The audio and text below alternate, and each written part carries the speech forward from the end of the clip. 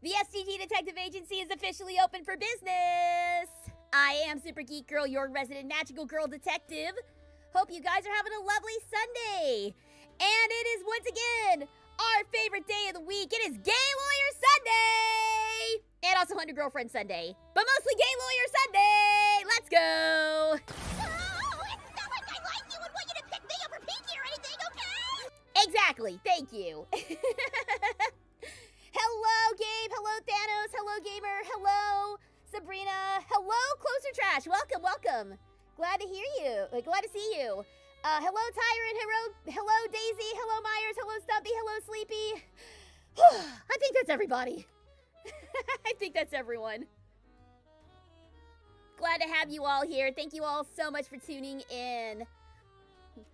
Lawyer Yowie Sunday. Ooh, that's also strong. I like Gay Lawyer Sunday myself, but Lawyer Yowie is a step above. A step above. That's for the nighttime audience. It's not like I've watched Pretty Cure Detective or something. Oh, nice.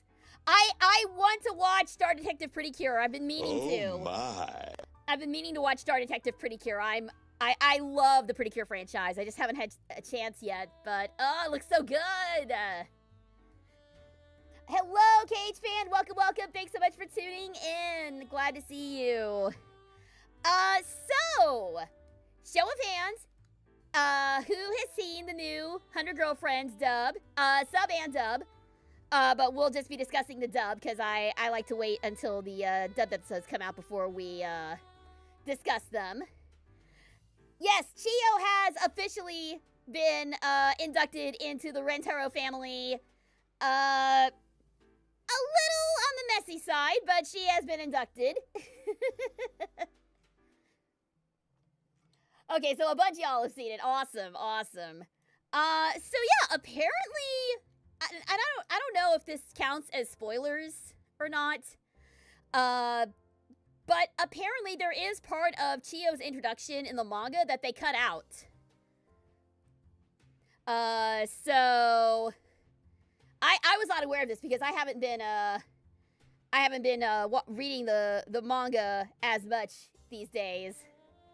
But yeah, apparently there was a whole bit of Chiyo's story that got cut from the anime.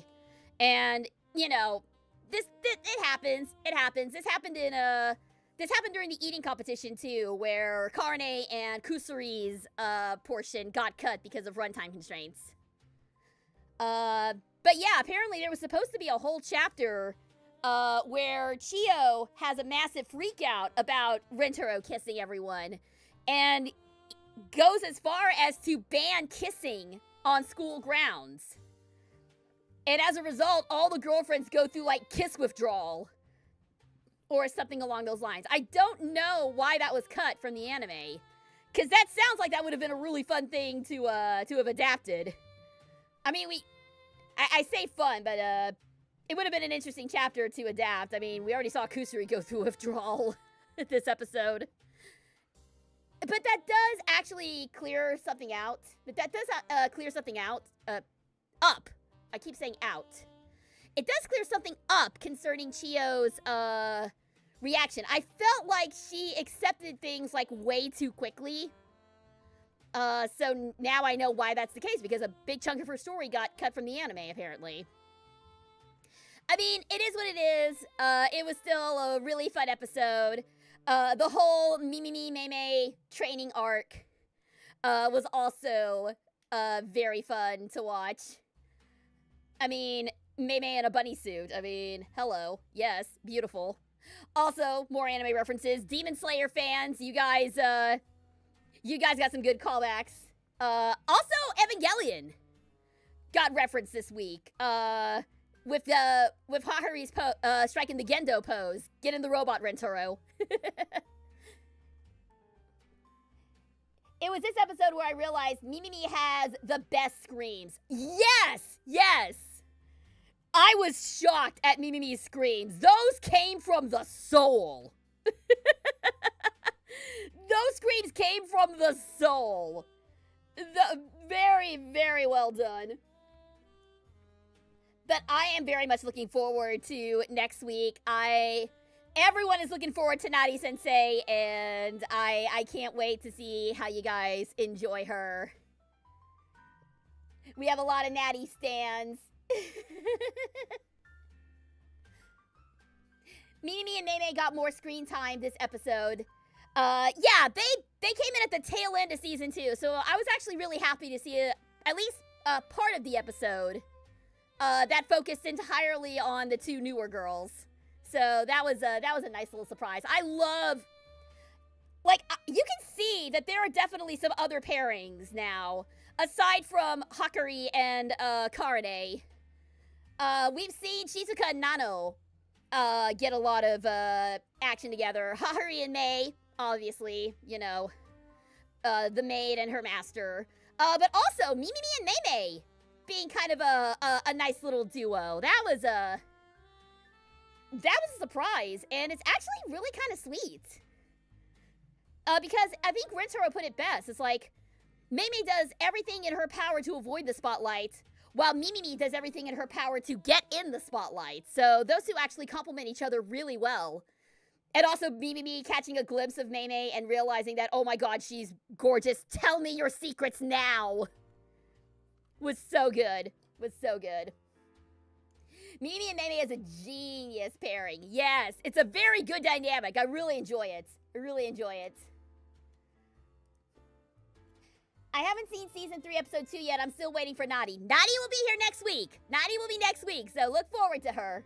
And yes, you will find out why she is so fascinated by Americans. That will be answered in the episode. I won't get into it because I'll leave that as a surprise.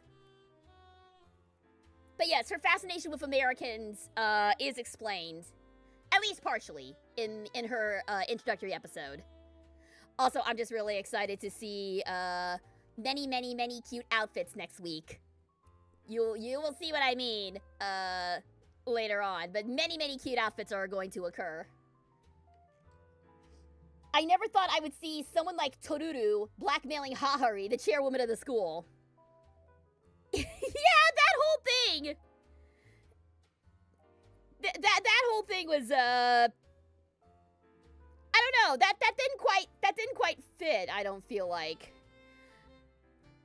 I don't know. It doesn't seem like Hahari now with the power and the money that she has would be worried about would be worried about those getting out. But I guess she was. Who knows? But yes, we'll this was a really fun episode. Can't wait to see you guys' reaction to episode 3. And for you sub-watchers, the Idol arc has begun, and I hope you guys are enjoying that. If you're watching ahead for the subs, I hope you guys are looking forward to that. I quite enjoyed that episode. There were parts that were a little eye-rolly, but you know, with a show like this, you're gonna get stuff like that. I've heard people say Leia Clark was Toruru. I don't really know. You know, I actually don't know who Toruru, who her VA was. I didn't get a chance to look when I was recording for that episode, so I actually don't know who Toruru is. Let's be honest, the chairwoman dating a student who is also dating her daughter would be a huge scandal. Yeah, I kind of like, I don't know, like, are they trying to keep it on the low-low? I mean, that many girlfriends, yeah, it's gonna be harder and harder to keep everything a secret, but it doesn't seem to me like they're actively trying to keep anything on the low, as far as Rentaro's relationship with his girlfriends. But, yeah, we'll see, I guess, like, they're not really bothering anybody outside of the weird groups that they interact with, so, I don't know.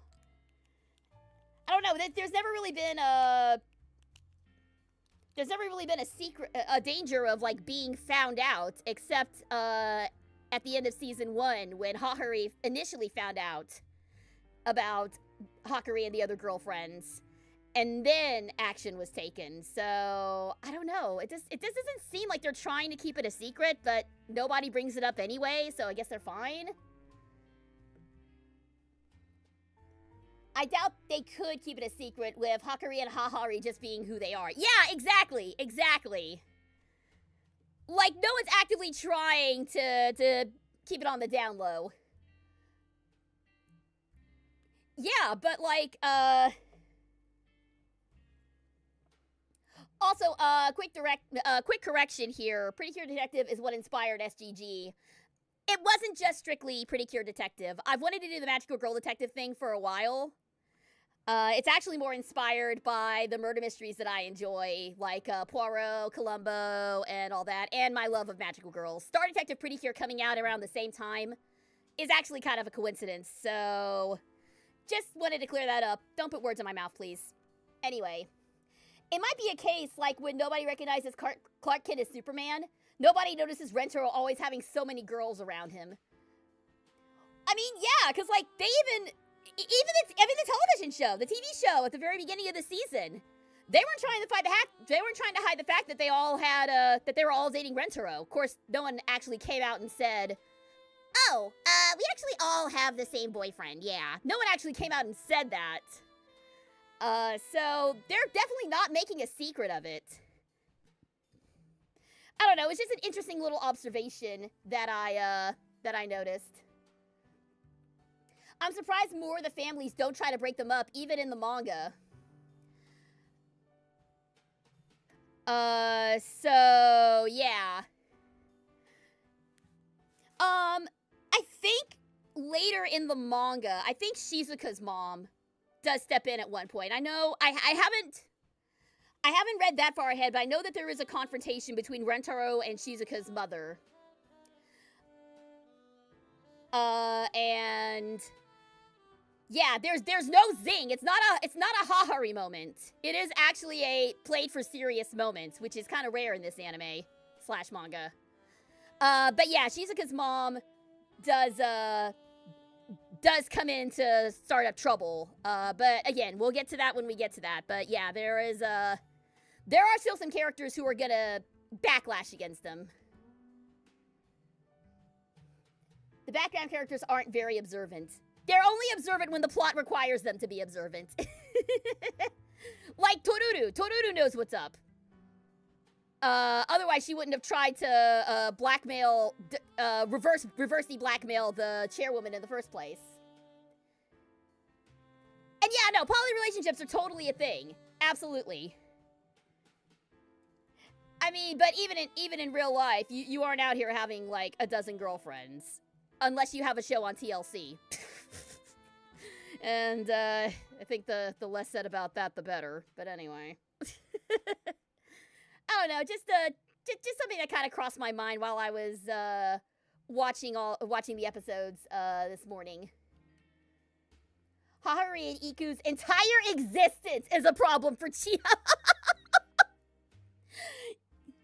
So, yeah, that scene, that was the one that actually made my husband, like, drop what he was doing and be like, what the hell kind of show are you in?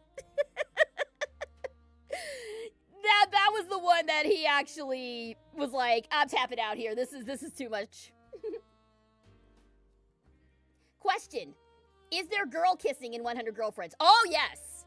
Oh, yes. It's not just Rentaro. Hakari and Karane also do a fair share of lip locking in that. In fact, they're probably aside from Rentaro and all of his girlfriends, they're probably the most prominent pairing in the whole show. So yes. Those of you Yuri enthusiasts, don't worry. There's something here for you as well.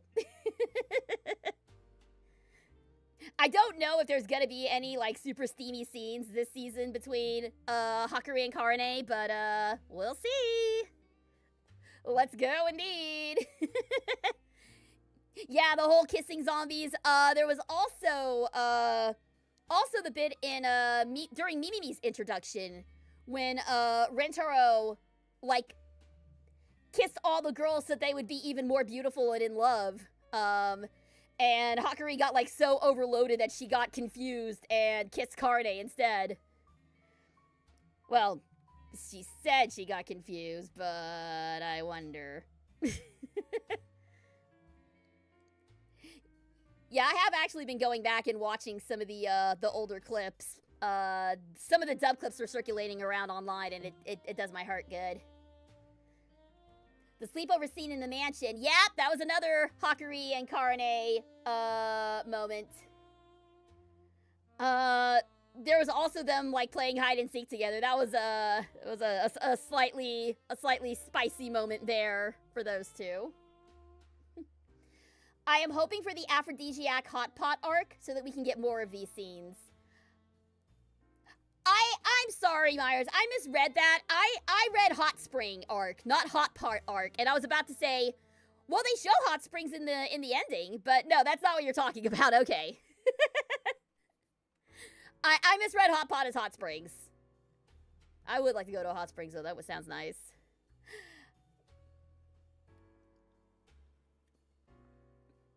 But yeah, there's a lot more fun to be had, a lot more craziness to be had, and we do know some of the stuff we're getting.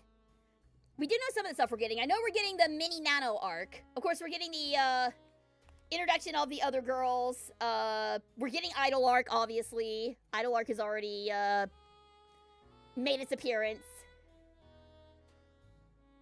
I'm gonna go look at Karane Hakari Fat. Oh God. Good luck. Good luck. You can keep that to yourself, though. You don't have to repost anything there, please. So yeah, we'll see what makes the cut and what doesn't. It's getting to the point where there's so much content in the manga now that the anime is having to kind of rush along for time. I still think, and this is just purely me speaking, so don't take this for anything. I really hope that they have an OVA or like a special of some sort. I don't know. I know OVAs are still a thing, but I would love to see an OVA adapting the events of Secret Love Story, because there are a lot of really fun side stories in there. Of course, they won't be able to do it with like the newer girls. I think the newest girl in Secret Love Story is, it's either Mei or Kusuri. Not Kusuri, Kurumi. The names are starting to run together. Oh no. Yeah, I think it's Mei is the newest girlfriend in the Secret Love Story novel. But I would love to see 100 Girlfriends OVA. But that's just me speaking. Fingers crossed. You know, anything's possible. Hang on.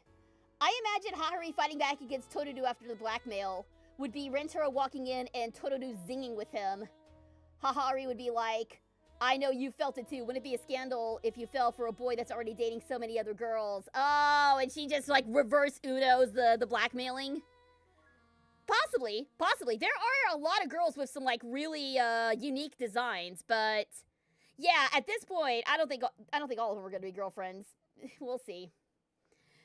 But yeah, Torudu was alright. Her hair was weird to me, but whatever. Alright, so, aside from 100 Girlfriend Sunday, it is also Gay Lawyers Sunday. So, we will be jumping back in to Apollo Justice. In fact, we are going to go ahead and jump in right now once I get my controller set up. That's not my controller. This is my controller. Alright, let's jump in. Gotta wait for it to load for a second. So, I don't know if we're going to finish the final case today. As we all know, the final case in an Ace Attorney game does tend to run quite long, longer than it should be in some cases. I'm looking at you, Turnabout Ablaze, Ace Attorney Investigations. There was no reason for that case to go on as long as it did.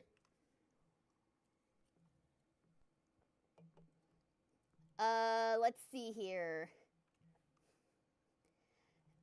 Totoro took Mei's pictures without consent and blackmailed Haruhi. There's no room for that stuff in the Rentaro family. You know what? Fair point. That's a fair point. I mean, if they did make her a girlfriend, I'm sure, like, Rentaro would, like, find a way to forgive her, but, like, she would have to suffer a penalty for endangering the other girlfriends. I don't know. I don't think Totoro's gonna be a girlfriend. I don't think so. No, I have not heard the SDCC news with Marvel. Do you think Athena is a girl kisser? I know nothing about Athena at this point, so I can't say one way or another. We're going to meet Athena in the next game, so once I get a better read on her, I'll let you know. But at the moment, I don't know anything about her, so I can't say one way or the other. A frenemy ship with Haruhi and Toru would be crazy. That would be crazy. Jeez.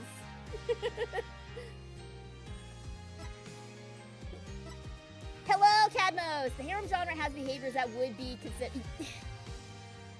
Way to bring down the mood. I mean... You are correct, but also it's a parody, so... I'm willing to let a lot of things slide with 100 Girlfriends, just on the virtue that it's a parody. So, whatever. It's... Hand wave it away for now. Hand wave it away for now. Ghost Rider is finally coming to the MCU. Did they bring back Nicolas Cage? Did they bring Nicolas Cage back as Ghost Rider? Please tell me. Please tell me they brought Nicolas Cage back as Ghost Rider. That's gonna be the funniest freaking thing in the world if they did. No? Ah, bummer. Oh well. Ryan Gosling? What? What do you mean Ryan Gosling is Ghost Rider? What do you mean? No, wait. Hold up. Hold on just a ding-dang second here, right? This requires investigation. This requires an emergency investigation. Emergency investigation here. Hold on. Have they made like a trailer or anything for it? Has there been a trailer or something for it? Okay, no, there hasn't been. All right, never mind. Damn it. It's just a poster. It's just a poster on X. Blah. Oh well, I'll whine about it. I'll whine about it when the actual trailer comes out. But Ryan Gosling, maybe it's just me. I don't get what the appeal of Ryan Gosling is. Yeah, he's cute, but so what? There's a lot of cute guys in Hollywood. Oh, whoops, wrong button. Also, I need to get back to the right screen. All right, there we go. That's better. It's not coming out until 2028. Oh, okay, so we got a ways to go. Sean Levy is directing it. He previously did Deadpool and Wolverine.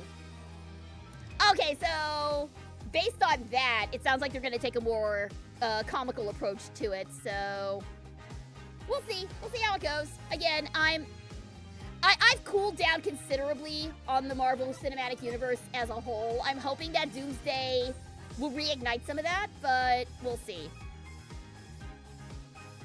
Just take 100 Girlfriends with a gargantuan. I can't read that word, sorry. With a gigantic worth of salt. Guys, gals, and indie pals. Yeah, exactly. So, switching gears here for a second. It's time for more Apollo Justice. Last time, we are deep into Turnabout Succession. We finally learned the truth of 7 years ago. We found out what happened at the final trial of Phoenix Wright. We found out how Zach Grandmarier, Trucy's real father, vanished in the midst of the trial after it was revealed that Phoenix, in fact, presented falsified evidence. Which, again, I am forever going to be angry about this because Clavier knew it was falsified. He should have also suffered the consequences. He should have also lost his badge over this, but not gonna lose my cool again. I've already gotten wound up enough for other reasons today. I don't need to get wound up over this. Garganacl. Okay, thank you. Garganacl is a Pokemon. Oh, is it a Scarlet Violet Pokemon? It's news to me. But anyway, that is where we left off. And from my understanding, the game is now going to take a really weird turn. I don't know what that means. I've just been told that the game's going to take a little bit of a turn here, so let's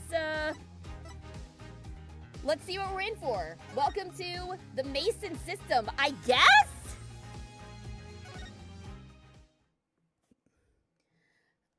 All right. Okay, it is Scarlet Violet, so that's why I don't know. That's why I don't know. I haven't touched Scarlet and Violet. What do you mean this game takes a weird turn? Yeah. So remember at the start of Turnabout Succession when Phoenix said he had a little experiment he was running? We're about to see that experiment in full.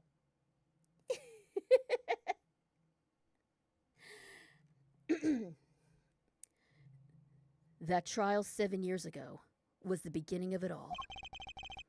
This I know beyond a doubt. The mysteries of the past work their magic on the present. But you'll soon be finding all of this out for yourself. Oh? Which of Magnifi Grand Marier's disciples pulled that trigger? Yes, so, quick reminder, since it has been a bit. The case that started this whole thing was Magnifi Grand Marier's death. And we were trying to determine whether it was Zack Grand Marnier or Valent Grand Marnier. Which of his two disciples was the one who killed them? Are we going to start analyzing electronic diagrams? Are things going to get real serious and suddenly it's a fishing simulator? It's not going to be Sonic Frontiers, so chill. I don't think anyway. We'll see. Which of Magnifi Grand Marier's disciples pulled that trigger? Where did the vanishing defendant, Zack Grand Marnier, go? What dark truth lurks behind the forged diary page? And what about the girl who was left behind? It's worth noting Zack and Valent are not actually brothers. Grand Marnier is a stage name. Hello? Mason system. Okay, so that... What is... I'm sorry! Did we just go to the digital world? Did we just go to the digital world on the Digimon too? What the hell's going on here?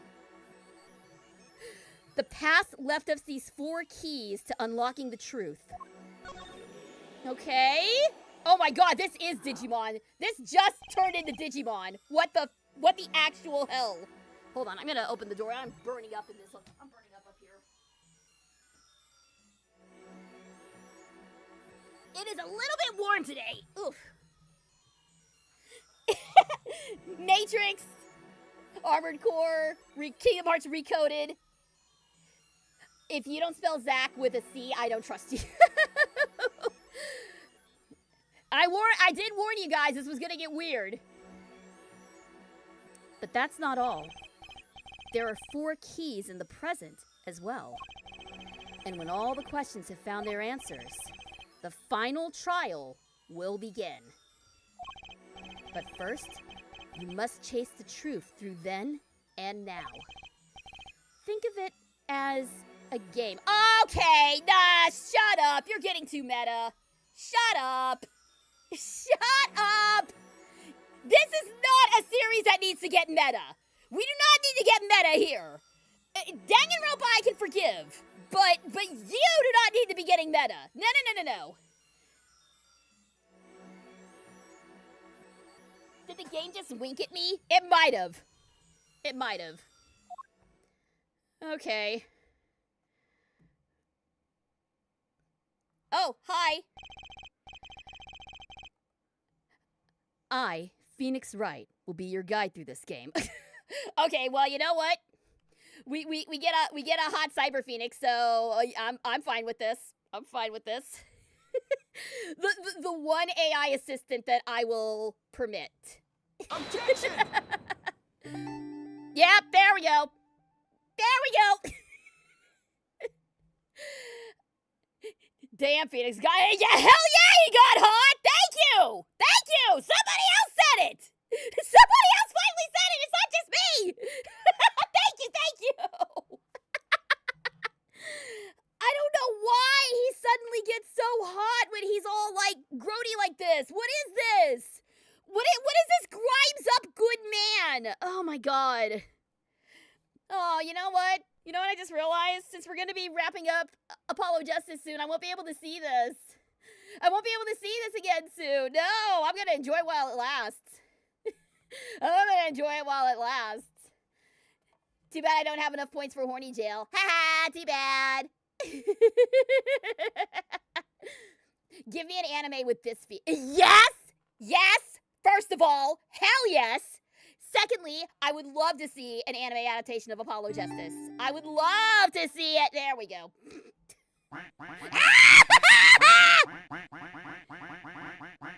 Ah, damn it! I knew that was gonna happen. All right.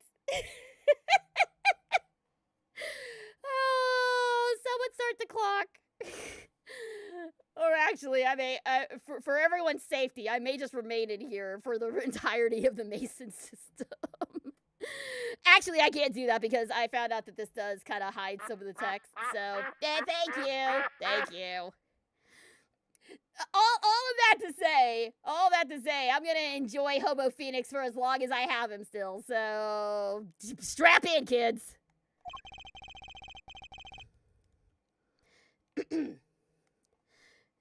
That terrible trial saw me present forged evidence.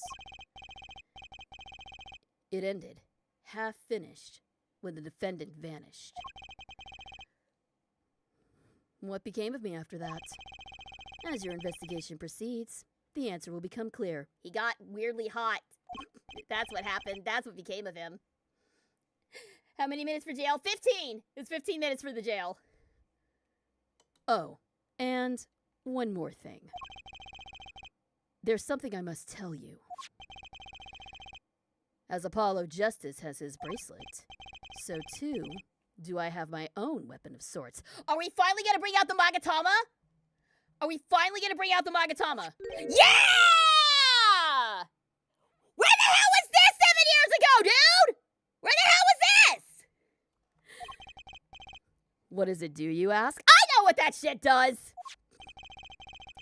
That I would have you see for yourself. Well now, shall we begin? Oh, okay, so we are time jumping. We are time jumping here. Oh dear. Hello, Sanders Thaddeus. Welcome. Thank you very much for tuning in. Alright, use LB and RB to jump between past and present. Got it. But let's begin 7 years ago, in the past. It's right after my last trial came to an abrupt end. Now that you know the game, let's play. Don't say that while you're looking like that. Don't say that while you're looking like that, please. I can only take so much. I can only take so much. Ow! It's worth noting something about the Mason system. Apparently, its intended order is not chronological. That's why it's so screwy. Oh, God. Okay, actual question for the chat. Am I the only one who was, like, really annoyed by a story that is not told in chronological order? Am I the only one who's really annoyed by that? Like, starting a story in media res, and then jumping to the past and then coming up to the present? That's fine. That's fine. I don't mind a story starting in media res. And for those of you who don't know what that is, in media res means, I don't know what the, like, exact translation is. It's some Latin bullshit. But it basically means the story starts in the middle of the story. Great example of that is, actually the first Sonic movie. The very first Sonic movie starts in media res. Because it opens with Sonic, being chased by Robotnik, and Sonic does this whole, "You're probably wondering how I got to this point." Awful Sonic voice, I'm so sorry. And then it jumps to the actual beginning of the story with Longclaw and everything. That's an example of in media res. And I don't mind that. I don't mind the, "you're probably wondering how I got here" sort of thing. Persona 5 is another great example of that. Persona 5 is another great example of in media res. It starts mid-heist in a palace that we have not visited yet, and I will not say which palace that is due to spoilers. But yeah, that's another example. So in media res is fine. What I'm referring to specifically is when a story jumps around all over the damn place with its timelines.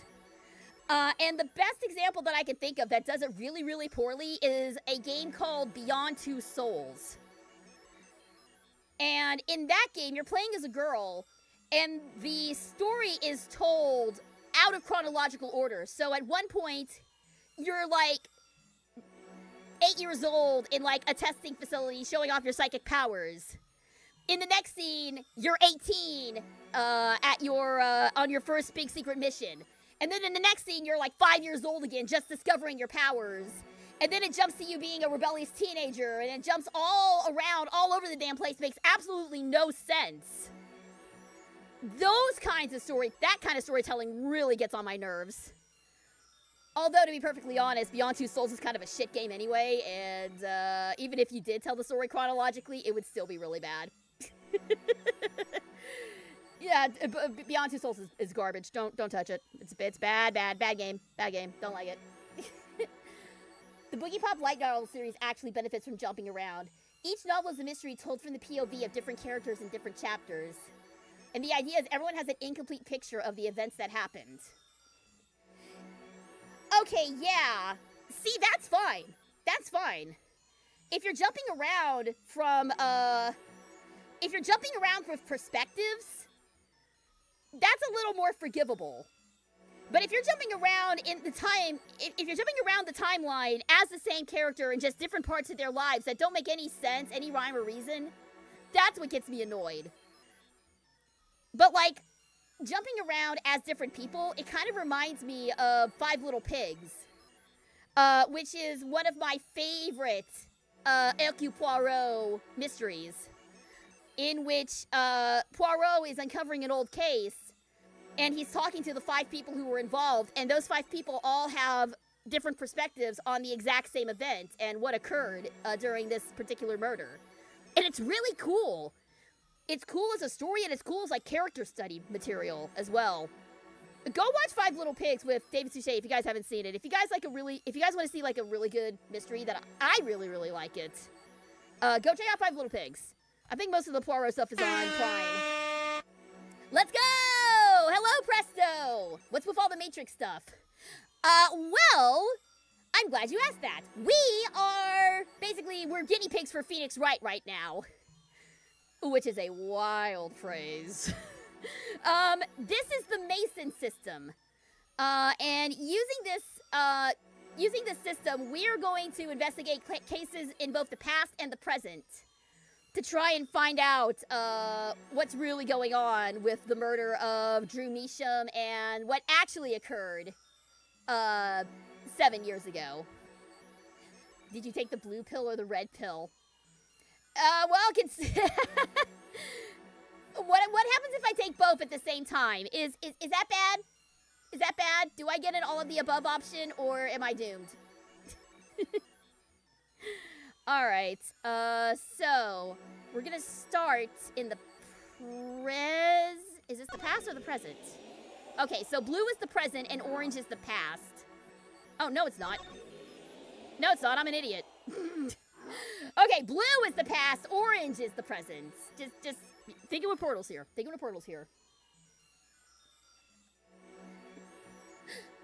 The outfit Phoenix is wearing that has you all hot and bothered is funny. Yeah, I remember. And you know what? You're not even the first person I've made that for. You're not the first person who has asked me to make a Phoenix plushie. I have made it for somebody else as well. So it's if I had a nickel for every time I turned hot beady Phoenix into a marketable plushie, I'd have 2 nickels. Which isn't.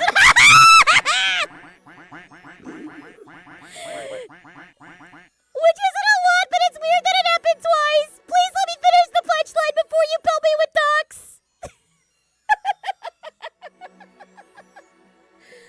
Oh, goodness.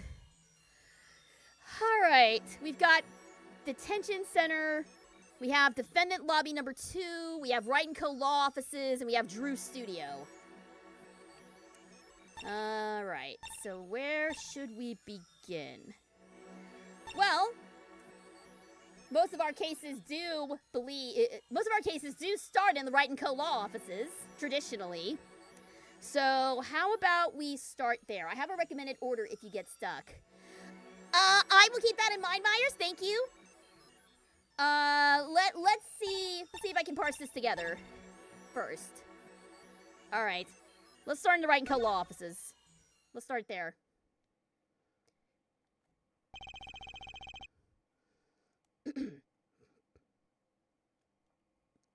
The nightmare trial was over. And the new nightmare of figuring out what had happened had just begun. I wanted to wake up. To walk away. But I figured I'm the only one who could do this. Probably. And besides, I had plenty of time. Thanks to the Bar Association Review Board's decision. It's hard to work when your attorney's badge has been taken away. 7 years ago, Wright & Co. law offices. I recommend saving at the end of each Mason chapter. Oh, don't worry, we will.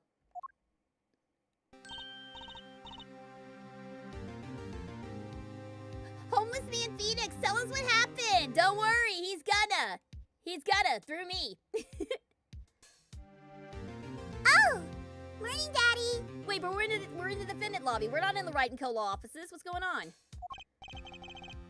Oh, I guess it's a flashback. Oh, I'm so glad you came. Are you okay, Daddy?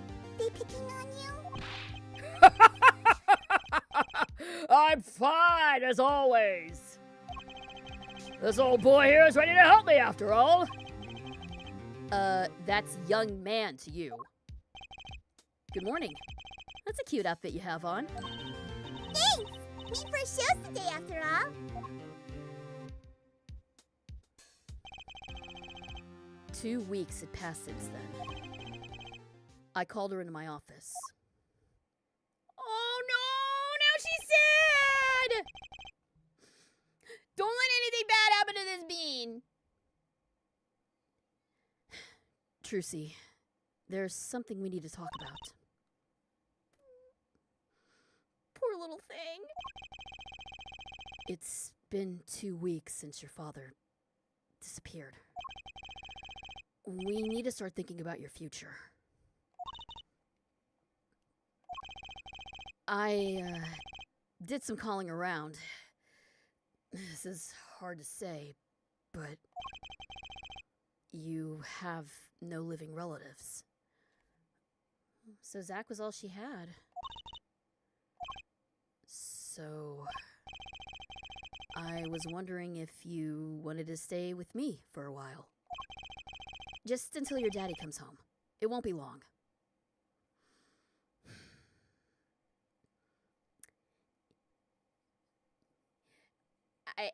I hate to bring this up right now, but this is the exact same phrase that my dad used when he brought 2 puppies home from work and said, "We're just fostering them. It won't be long. Don't get attached. They're not staying." We had those dogs for like 10 years, and they were such good boys. So yeah, anytime someone says it's just until X, it's a lie. Don't ever believe it. But also this means that Zach's never coming back. And yeah, no, Zach just abandoned his daughter. He just pieced out and just abandoned his daughter. Zach Grandmarier is firmly in the bad dad pile. Screw that guy. I hope. And Trucy's not saying nothing. Poor thing. Of course, it's totally your choice. If you don't like it here, you can go wherever you'd like. I could look up some places you might like to stay at. This is so weird. Is it though, Phoenix? Because you're used to taking in you took in Maya and Pearls with no problem. Of course, Maya and Pearls did actually live in Korean Village, but I guess what I'm saying is he has a reputation for being a serial adopter. So, is it really that weird? Is it really that much of a step? Yeah, Zach just went for milk and cigarettes. Yeah. Exactly. Mr. Attorney, Daddy told Trucy about you. He said Trucy could trust you. Huh? Really? So, if Trucy stays here, does that mean you'll be her family? Huh?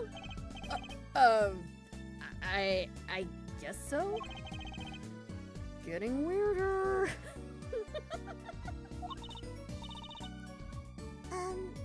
Mr. Attorney? Actually, why don't you call me Nick? Yeah, see, he's immediately going to the nickname that Maya and Pearl use for him. Or you can call me Daddy if you'd like. Doesn't have to be today or anything. Holding it in.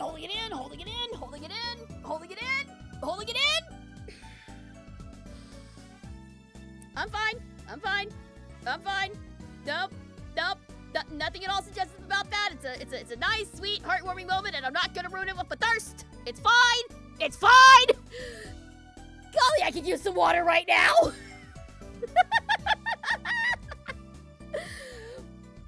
I'm glad Phoenix is Trucy's new dad. Yes. I'm very glad that Trucy is Phoenix's daughter. I'm thankful. I'm glad. She's got a new daddy. Good for her.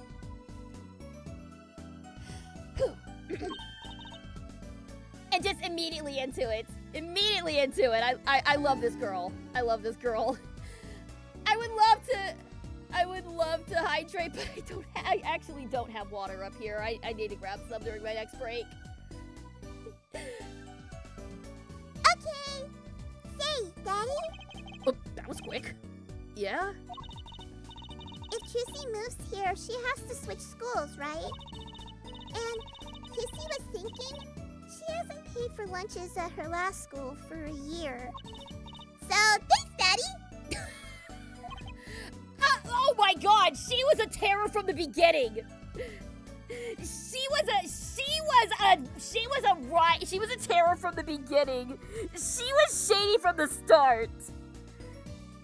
Okay, so it's good to know that she didn't get all of that from Phoenix. Alright, I'm headcanoning that a lot of her shady behavior came from her birth father.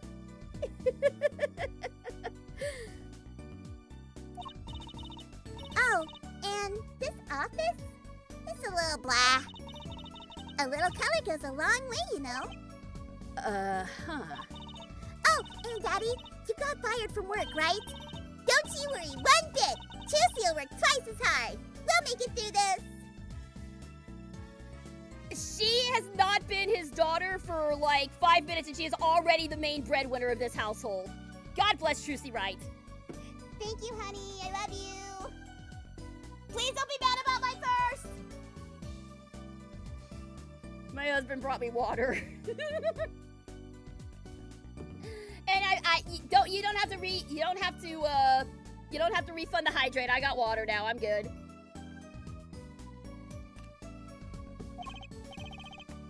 Trucy, how old are you? Oh! Trucy's 8.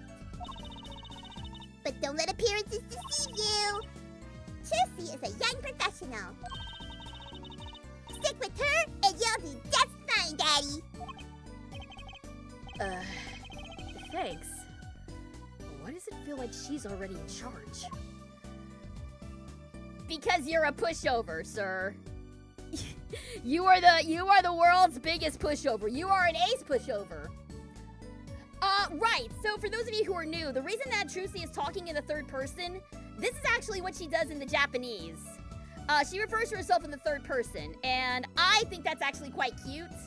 So I do it here as well. It's just a little thing, but I think it's a cute touch. All right, so let's talk to her. Talk about the office. So, Daddy, you got fired from being a lawyer, right? You could at least kind of look aside or something when you say that. It's actually kind of hard for me. For Daddy. Oh, Juicy's sorry, Daddy. Wait! Is that foolish pride? Juicy's other daddy always used to talk about that. Actually, that's pretty accurate. So, here's Juicy's idea. We'll make a new office. Law just seems so stiff, doesn't it? And no one will be Juicy's friend at school that way. Well, that won't do, I guess. I just don't know much about anything other than law. Or even much about law, if you were to ask some people. Maybe the problem is calling it an office. We should run an agency instead! Yes! Speaking from experience, rebranding as an agency is a good way to go. I approve of this business decision. You mean like a talent agency? Forgive me for asking, but doesn't that require talent? You got Juicy, don't you? She's a professional. A professional? Yep. After all, she's directly descended from the famous Zack Grandmarier. Directly descended? He's your father. Ooh, and now she's directly descended from the famous Phoenix Wright, too. That's not how adoption works. That's not how adoption works, but bless you, child. I think an 8-year-old just massaged my ego. Examine Charlie once you can. Okay, alright, you know what? Before we go to break, I'll take a quick look at Charlie. We're about to go to break, so let me do that real fast. My mentor's favorite plant, Charlie. I guess watering Charlie's my only real job now. Wait! I have a child now! I can't feed Trucy like this! She probably needs more than the occasional watering, too. I'm getting... She's not a houseplant! Phoenix, you goddamn idiot! You absolute moron! I love you so much! Yeah, she is gonna need more than the occasional watering, you absolute dipshit. I love you.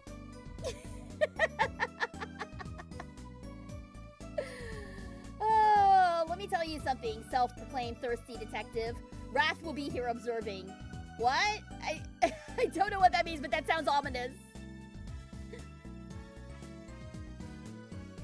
I want the Wright & Co. Law Office back, even though Write Anything Agency is sort of clever. No, okay, I love that. I love that.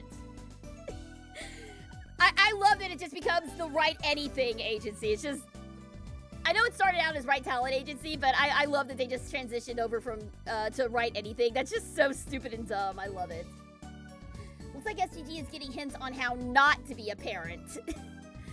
Yeah, exactly. Phoenix Wright... Learning all the wrong parenting tips from Phoenix Wright. That's what we're doing here.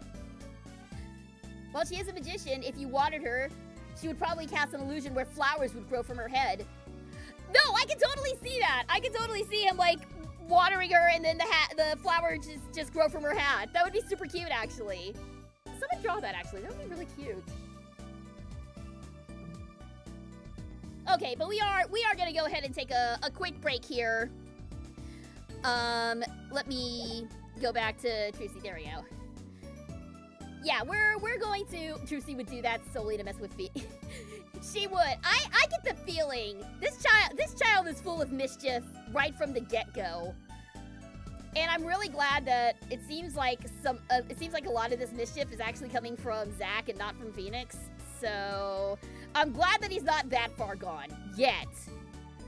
You know, this whole time I was thinking that Phoenix was a bad influence on Trucy, but maybe it's the other way around.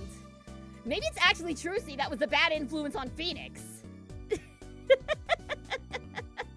Maybe that's what actually happened. And again, I'm going to reiterate this. If Trucy Wright and Kay Faraday ever joined forces, then God help us all. That would be the end of all things. The world's greatest magician and the world's greatest master thief joining forces. That would be no one's getting out of that alive. No one's getting out of that unscathed. Hi, Jenna. Hi, baby. What you doing up here? All right, the dog is demanding my attention, so I am going to take a break now. Stick around, guys. We'll be back with more Apollo Justice in just a moment.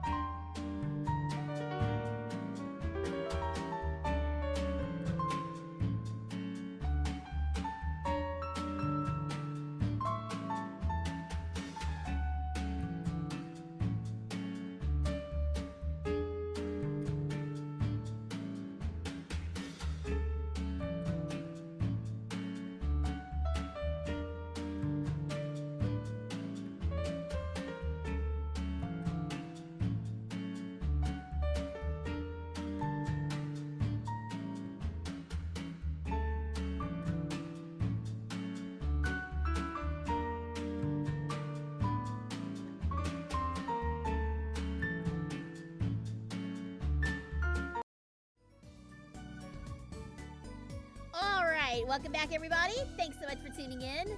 Apparently, people are discussing the plot of Ace Attorney 7 here in my chat. All right, let's continue. Let's continue getting to know our new daughter better. Could you tell me a bit more about your daddy, Zach Grandmarier? Daddy? Sure thing, Daddy. Which daddy was that again? Daddy's so amazing. The biggest star of Troop Grandmarier. And they're big. The Grandmariers. They were on television a lot. Haven't seen them on much recently, come to think of it. Big magic happens when you put Zack and Val and Grandmarier together, you know. Once, they made a giant waterfall right there on the stage.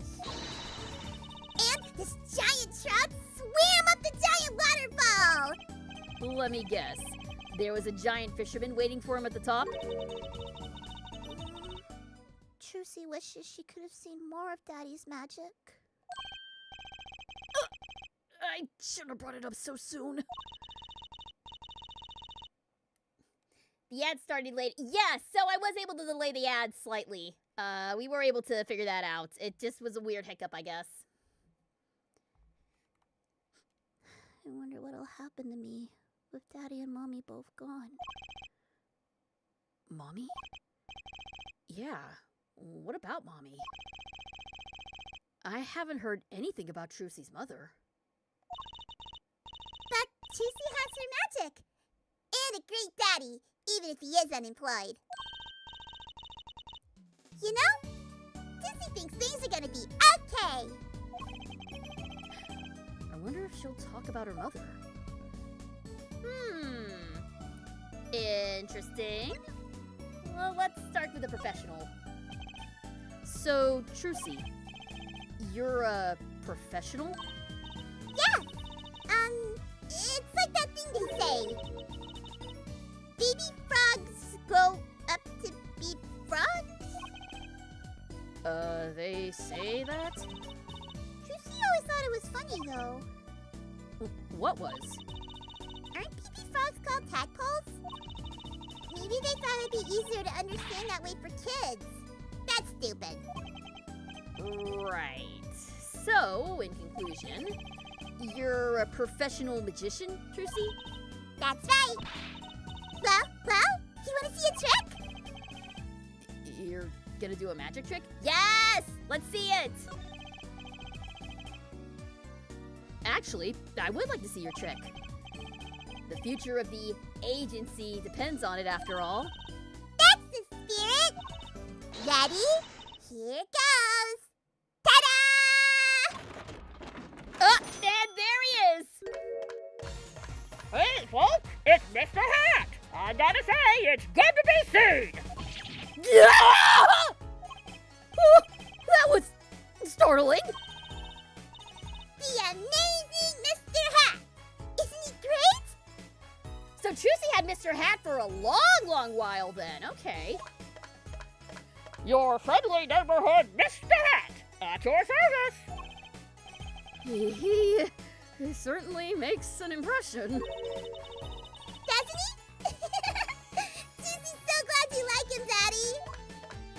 Though my routines do get a bit heady at times. Get it? Heady? My friendly neighborhood Mr. Hat nearly gave me a heart attack. All right, and we have our first clue of the Mason system. The amazing Mr. Hat, startlingly realistic. I talk for a living, guys. All right, that was enough. That was the that was it for the fun stuff. Now to get back to the heavy stuff. Could you tell me about your mommy, if it's okay? Mommy was so pretty. She was like an angel up on the stage.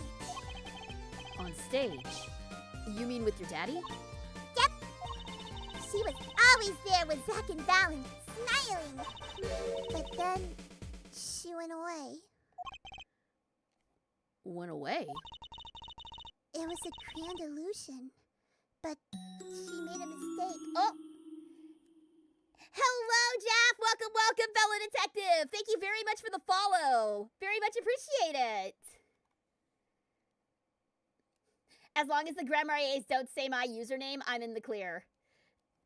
I think ta-da is their magic word, Presto. I think you're gonna be fine.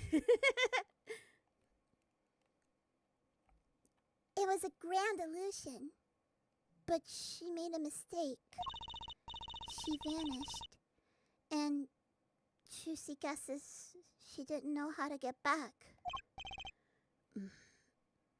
Maybe so. So she disappeared So she disappeared and she never reappeared.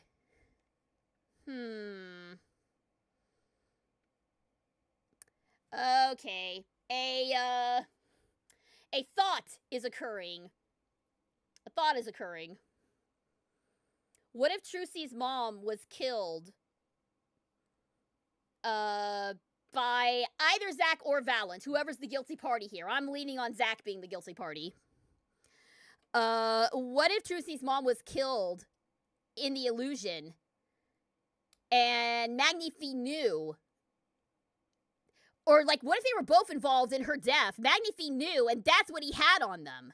That's why he said, you guys, I know that my proteges will do whatever I ask of them. Maybe he was holding this over their heads. Maybe they were responsible for Trucy's mother's death or disappearance in some way.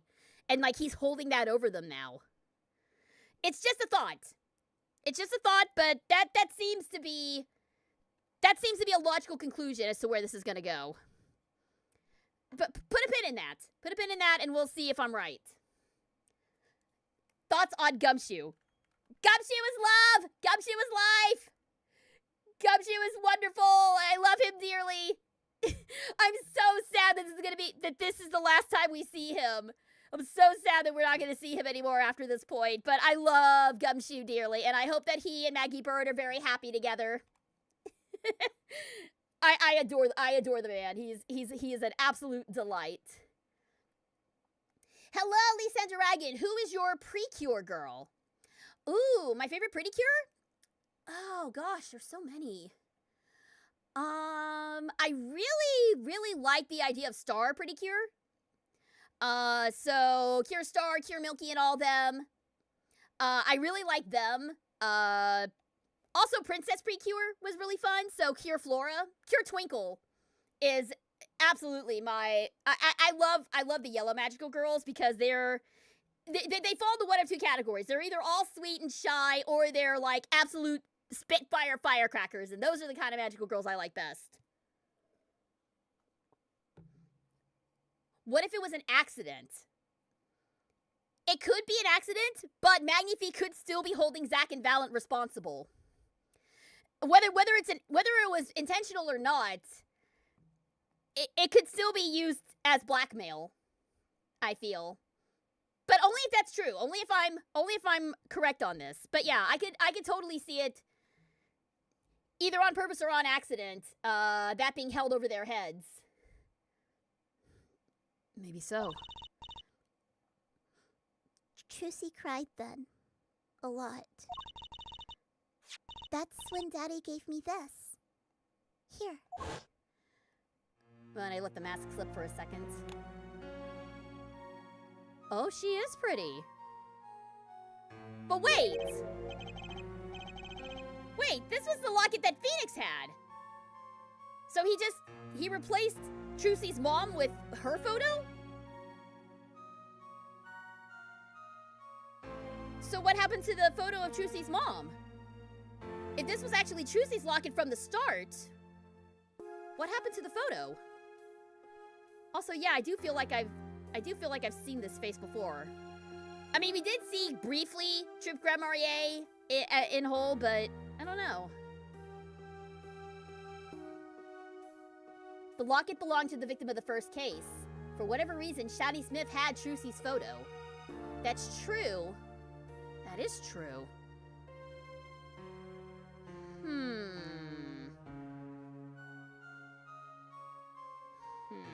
Okay. Thoughts are forming, but I'm gonna hold off for now. This is your mother?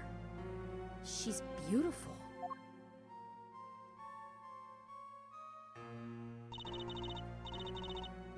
Her name's Thalassa. Thalassa Grandmarier. Poor girl. I didn't know her mommy had gone missing. And now her daddy's vanished too. Right before her eyes. Hey, Daddy? You won't... Don't worry. I won't vanish. I promise. Right. You can't even do magic. You're like a backup plan. Daddy always said to have a backup plan. I guess all I'll read as is a backup plan. Ouch! Ouch! That's harsh! Madam! Oh man, kids are the worst. Kids are always harsh. We'll still never forgive that little... I'm sure I've told this story before, but I was helping out with a kid's Christmas party one year, and I decided to make cookies for all the kids. You know, just my little contribution. And I made I must have made 50 some odd cookies for all these kids. Only to have a little first grade girl walk right up to me and said, I don't like your cookies. They were gross. I wanted cupcakes instead. and I'm just like, okay, excuse you, madam. Clearly your parents haven't taught you manners. Of course, obviously I didn't say that, but I just smiled and was like, and a very Merry Christmas to you too, sweetheart. Punk. Anyway. Kids are the worst. Kids are mean.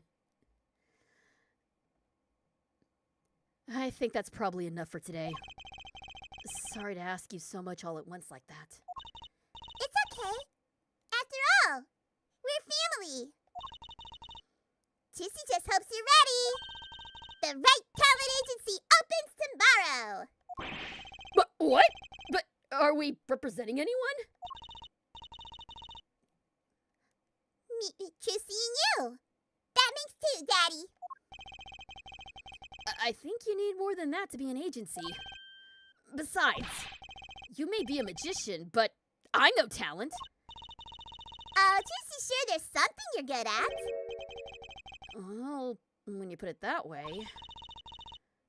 You mean you don't have any tricks? No old standbys? Well, this will not do. A boy should always have a trick or two in his pocket. Okay, I'll think of something. That's the spirit. See you bright and early tomorrow, Daddy. Oh, jeez, and there he is. Welcome to the team, Daddy-O! The team. Right.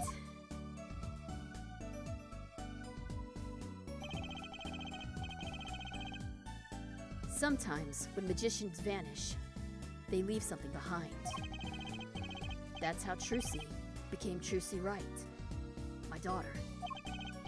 To be honest, I was pretty lost those first few days. Thinking back on it, it was a pretty dark time in my life.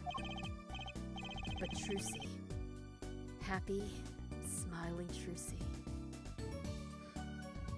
she was my light.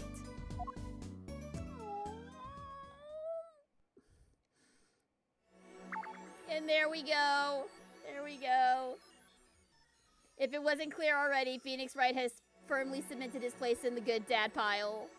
That is so sweet. It is so sweet. All right. Let's keep poking around in the past. Let's keep poking around. How about... Ah, yes, thank you. Thank you for reminding me to save my game. All right, save complete. Mystery across time.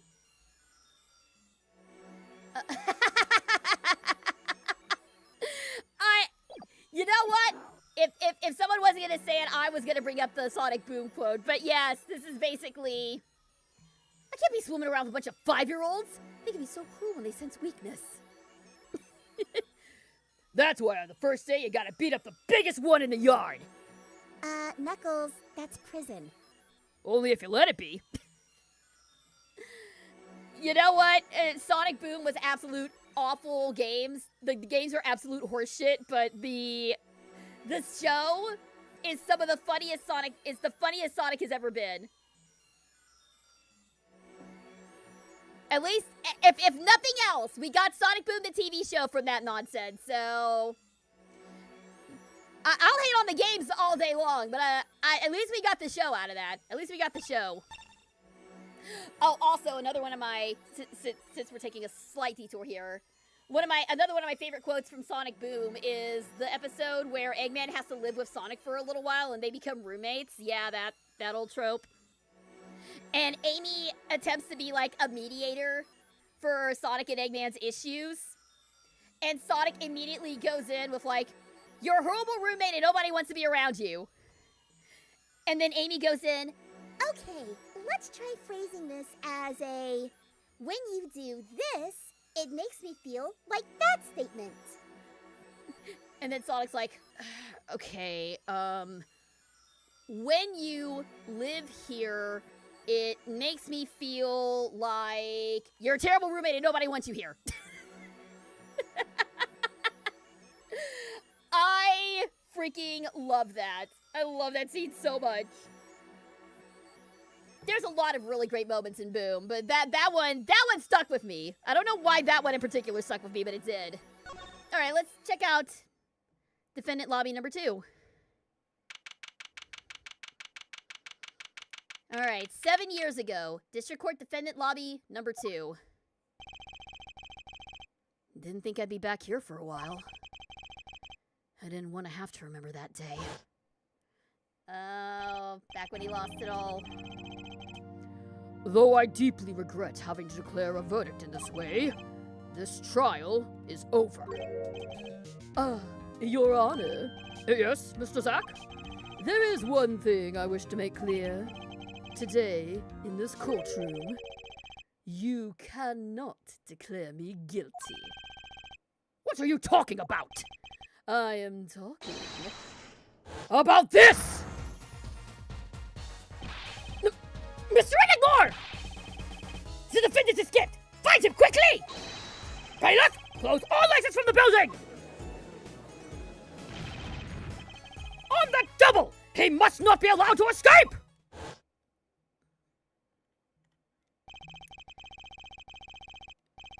When I came here on that fateful morning, I still had my badge. But now, like an amputated limb, I can still feel it itching. Where do I start? I don't even have the authority to investigate.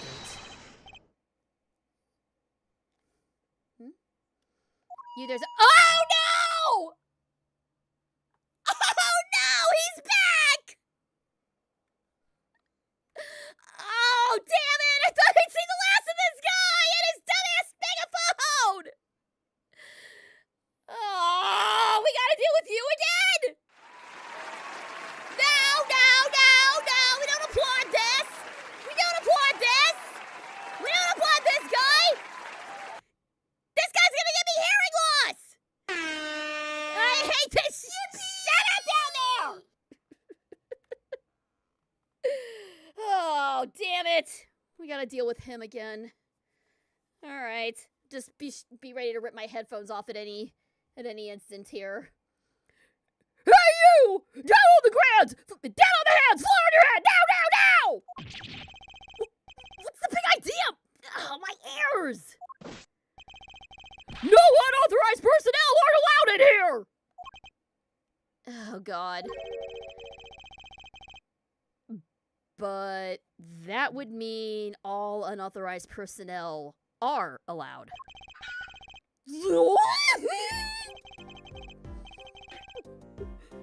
I just say it like it is, sir. And it's usually wrong. Thrown out of the precinct, lost my friends, my girl, and even my wallet. We've met before, haven't we? On a case 2 years ago? No recollection of that, sir! Yeah. Rise from the ashes isn't canon. It never happened.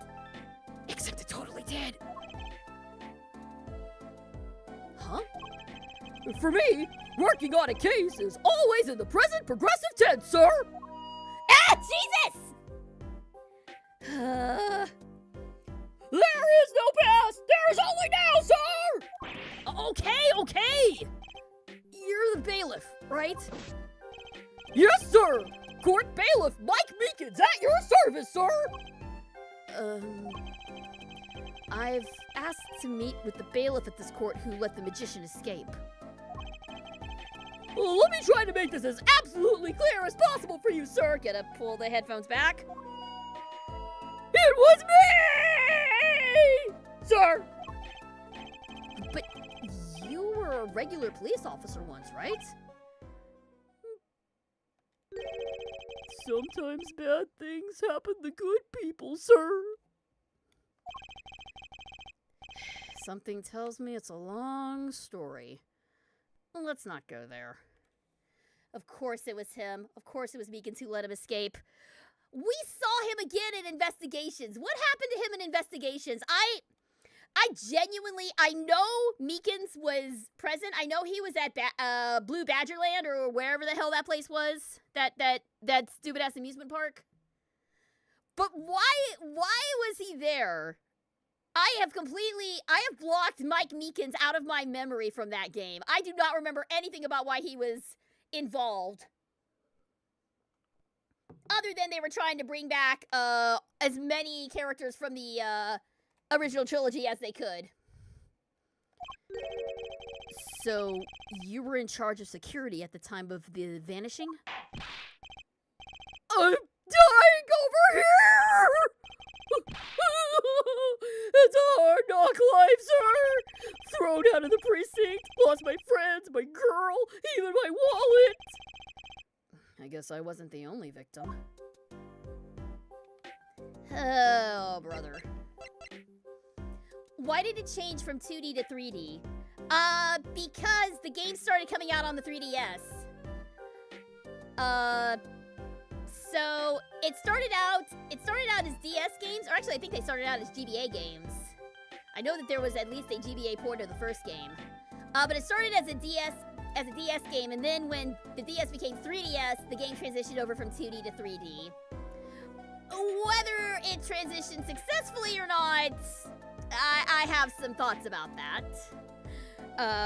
But we will save that for when we actually get to the 3D models and I can pick them apart more accurately. GBA was in Japan only. Okay, my bad. But yes, in the States, it was DS and then it transitioned over to 3DS. All right, Mike. The last time we met, you were a police officer, right? In fact, you're still wearing your uniform. Oh, sir, I wish I didn't have to tell you this. But last year, tragedy struck a rising star at the precinct. I lost my case files 4 times. In 3 days, they fired me. That takes real talent, actually. They don't know what they're missing. So here I am, sir, forced to start from square one, a lowly bailiff. But your uniform... I took it with me as a souvenir the day I was fired. You're not supposed to do that! Yeah, thank you, Phoenix. Thank you, darling. That can't be legal. So, you were the one who let the magician get away that day? I'm dying over here! A star rises among the court bailiffs full of hope, and then tragedy strikes! Is there anything you can tell me about it? About Zach Grandmarier's disappearance? Ah, God! Every freaking time, man! Oh, the humanity! All right, that's enough of that! Thank you.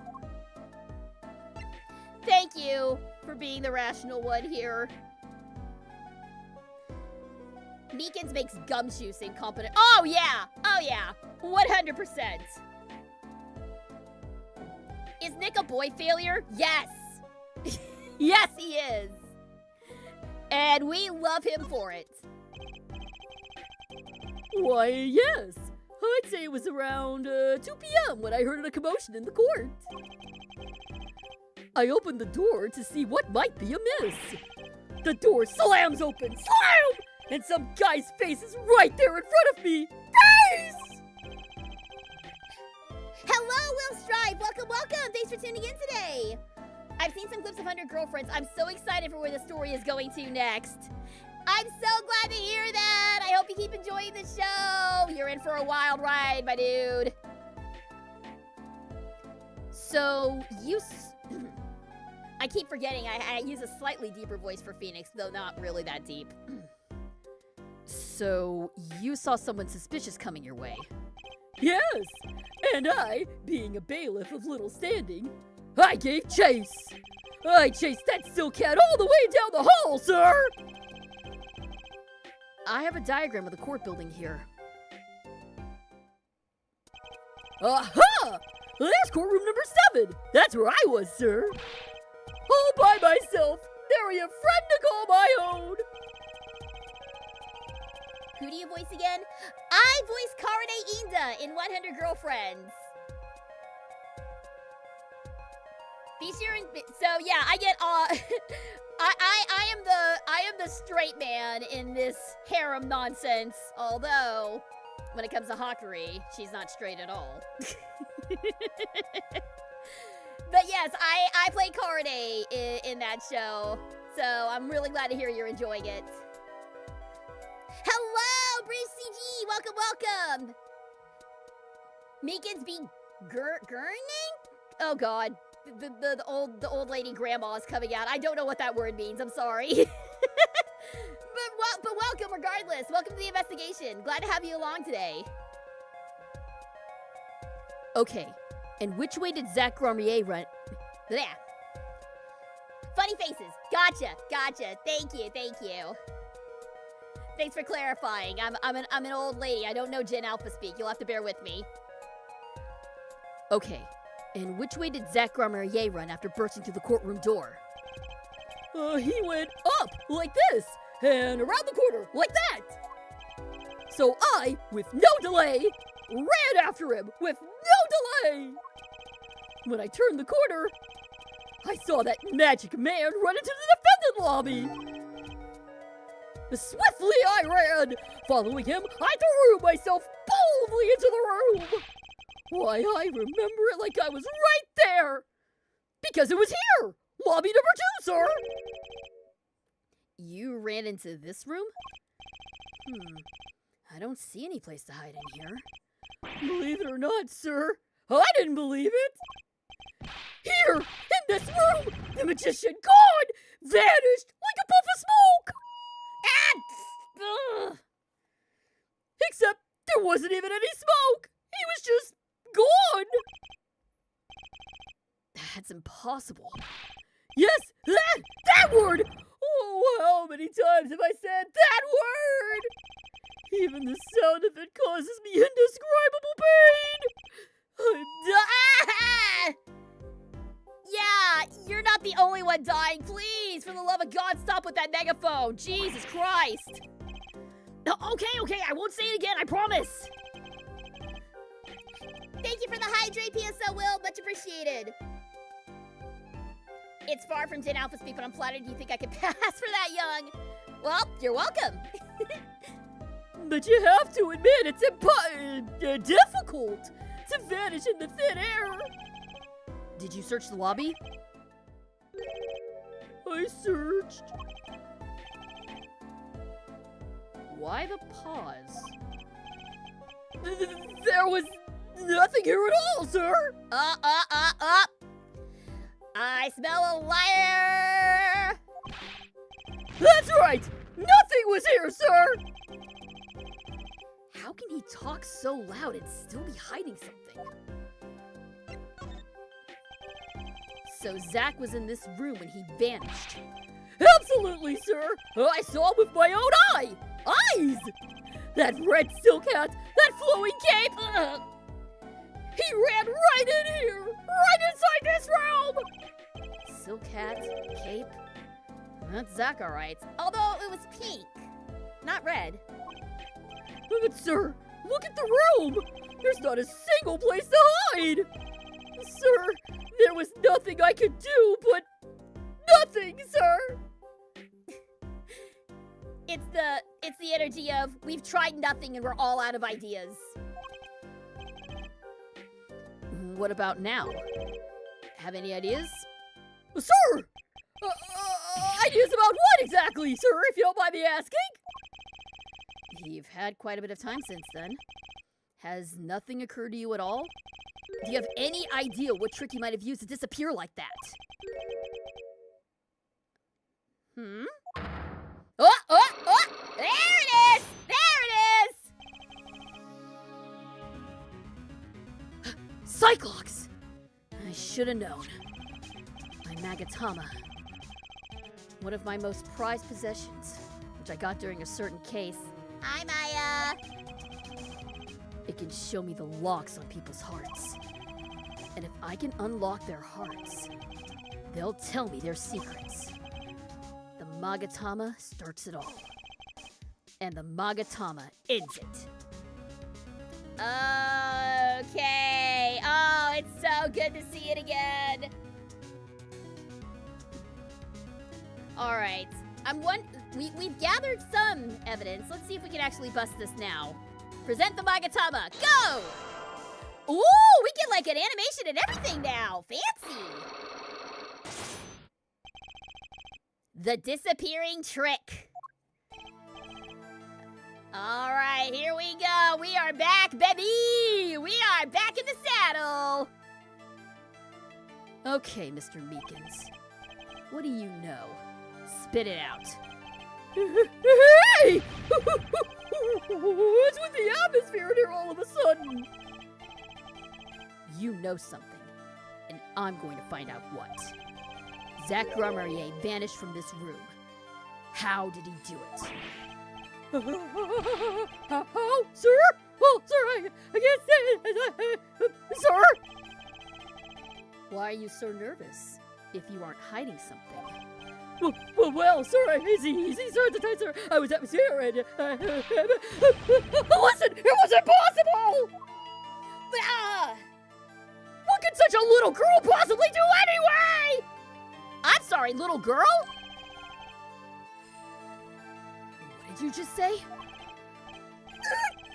Sir, did I just say something, sir?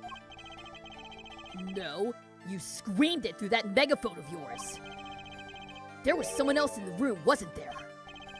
Sir, I'm going to have to invoke my right to remain in a state of not talking! That's okay, Meekins. You don't have to tell me who Zach's accomplice was. I know who was here in this room that day. It had to be Trucy. There was nobody else.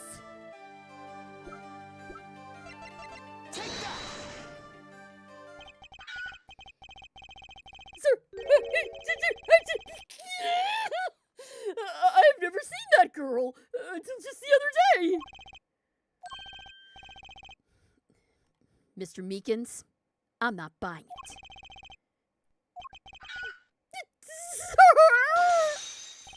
There's one. Sir, that day, she was here in the room, sir. But he wasn't! You mean you chased her into this room, not him? Sir, in my days as a police officer, literally days, I learned a thing or two. I like that line. Okay, that's actually not bad. Okay, just one thing, but it was how to not mistake a girl for a 7-foot-tall magician!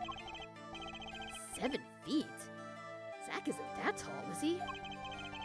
You have a point. I find it hard to imagine that anyone would mistake a little girl for Zach Gromarier. But you saw something, and therein lies the trick. I think you know what it was, Mr. Meekins. Tell me, does this trick look familiar? And we've seen this trick before. This is not the first time. Well, I guess maybe this was the first time. He wasn't chasing Zack at all. He was chasing Mr. Hat. And yeah, that's definitely Sam. That's definitely Sam's voice clips now.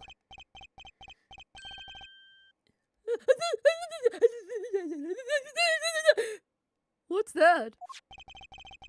That girl's favorite trick, the amazing Mr. Hat. She uses it in her shows down at the Wonder Bar. Have you been to the Wonder Bar? So, it wasn't a waking dream, was it, sir? Come again? That night on stage, I saw a vision. Except it wasn't a vision. It was a hat!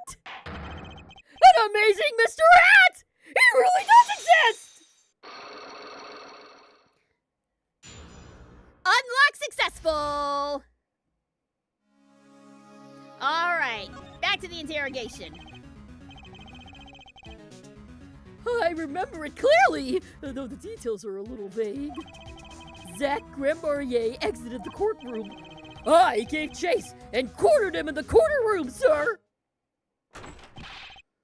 Zack Grandmarier! Don't even think you can escape beacons! Down on your hands! Fly on your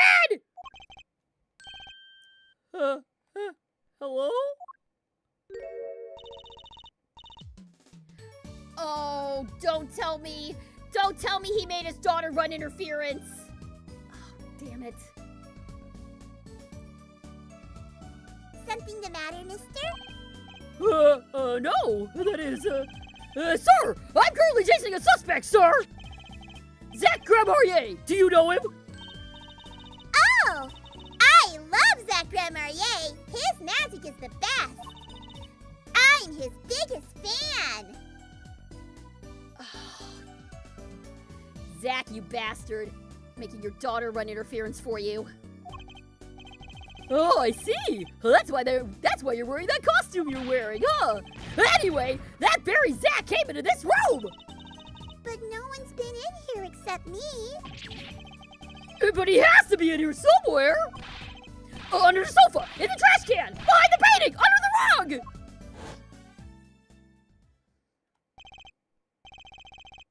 So, Trucy was his accomplice. Imagine my astonished surprise when, 1 week later, I just happened to walk into a bar and see him! Mr. Hat. I couldn't believe my own eyes! For a while, I thought it had all been a long dream. A dream that lasted a week? But it wasn't the magician who disappeared. It was Mr. Hat. I'm pretty sure Trucy didn't understand what happened. See, I don't know. I'm certain that I'm certain that Zack told her to say all that. I'm certain of that. I don't know. I think Trucy's a lot smarter than I think the game gives her credit for. I think she might have known and went with it anyway because she loves her dad. She wants to help. But I don't have any basis for that other than what I can infer about Trucy. Alright, trick vanishes. Though it seems complex, what really happened that day was quite simple. You were standing by the door, and out came Zack. But that wasn't all. Another person got in on the act, and she was standing in front of lobby number 2, along with Mr. Hat. Oh, and that's the beauty of it, isn't it? So, while you're standing in shock and amazement, the magician rounds the corner and most likely runs through the closest door into lobby number 1. This is where you come in. You turn the corner in rather lukewarm pursuit, and at that very moment, Trucy runs into lobby number 2. Then, All she has to do is tuck away the amazing Mr. Hat. There's this comic dub called Zach Grandmarnier is a Jerk, and it's pretty accurate. I will pop that in the Discord server. I'll check that out after today's stream.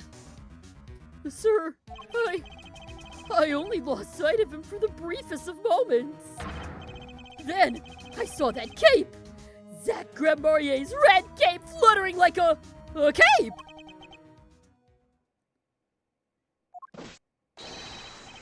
Astounding, sir! All my days of posing queries and making inquiries and chasing quarries? Wasted! It was as if I could see them melting away like an ice cream cone left by the side of the road to die! Or the scattered remains of a messily eaten chocolate parfait! Such sweet sorrows. I'm sorry. I had no idea how much you'd suffered on account of this case. It's an honor, sir. I've apologized to people many, many times. Sometimes more than once. But this is the first time anyone's ever apologized to me! Actually, about that girl. I'm sort of her guardian now. Oh, is that so?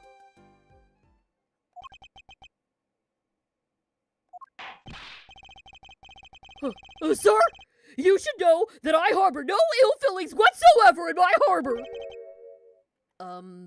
Okay. I let the defendant escape. That's the stone cold truth. Just another step on my way from singing the blues to wearing the blues. Someday, sir, I'll be standing side by side with the great Detective Gongxiu! Mr. Meekins? Also, I completely forgot. I've blocked Meekins from my mind because of that damn megaphone, but I totally forgot that he's totally a Gumshoe fanboy.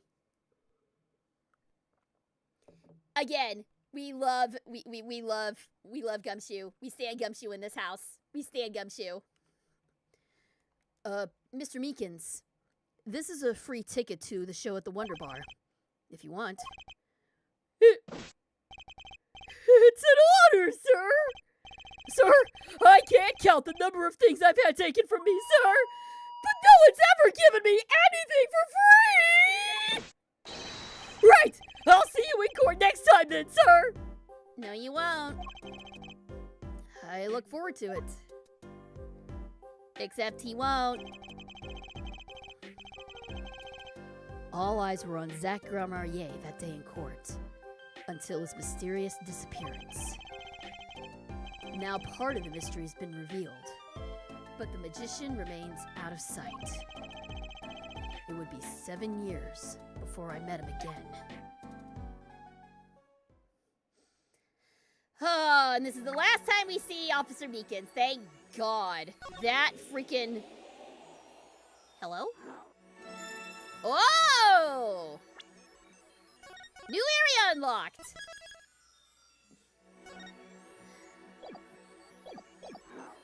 Why not just turn down the sound volume?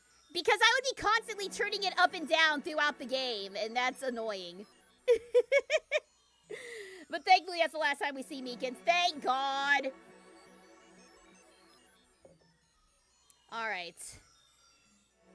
So now we can jump ahead to the Borscht Bowl Club. In the present day. Okay, somebody really needs to fix the AC in here. And not just in here, too. In the Bowl Club as well.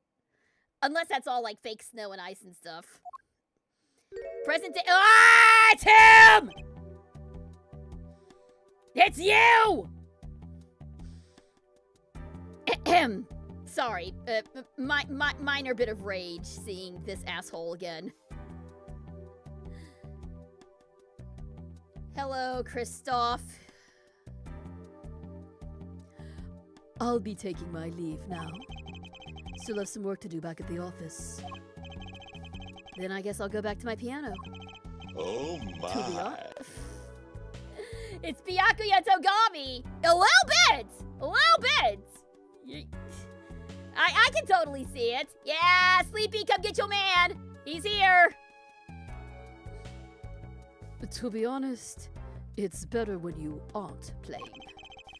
This frigid culinary dungeon almost feels comfortable. Later then.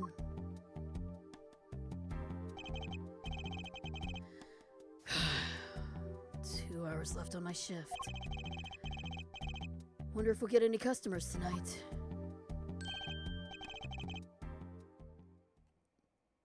Do you know?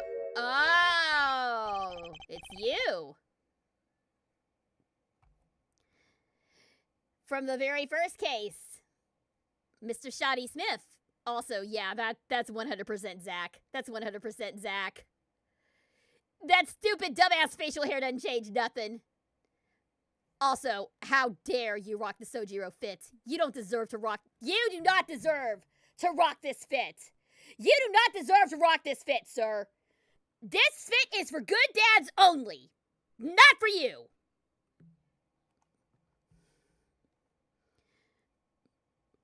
Who am I? Oh, sorry, that's Phoenix. Who am I? No. But if you hum it, I can play it. Just kidding. I don't do requests. How about a different sort of request? You see, I play cards. Oh, a customer. I was just hoping someone would come in and save me from a night at the Keys. I seek a true competition. Okay, yeah, that's right. True competition. It's just a Kazuma Kiryu cosplayer. Again! He doesn't deserve to wear the fit. This fit is reserved for good dads only. For Sojiro Sakura and Kazuma Kiryu. And yes, Kazuma Kiryu does count as a good father because of Haruka. You are a piece of shit. You don't get to rock this fit. Anyway. I've heard the Borscht Bowl Club is the perfect place for this. Now I see that the rumor is true. And oh no! They're just bringing all the assholes back. They're bringing all the assholes back. Fantastic. And this is a friend of yours? Not like me. I'm just your friendly neighborhood newsman. I don't remember if this is the voice that I use for him, but it's the voice he deserves. He will not be playing tonight. When his business is finished, I'll send him home. This competition will be between us, no others.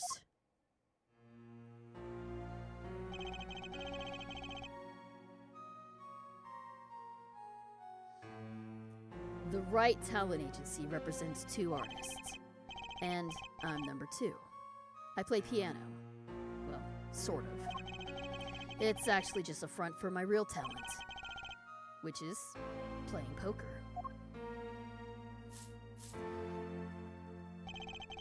Brushel wasn't an asshole. He's just an eccentric before. I still hated him. Don't ask me how I got started. I don't remember. But I'm good. Real good. It didn't take long for the rumors to get around. Go to the Borscht Bowl Club if you want a real game. That guy's never lost. People don't come to hear me tickle the ivory. They come to watch me play cards.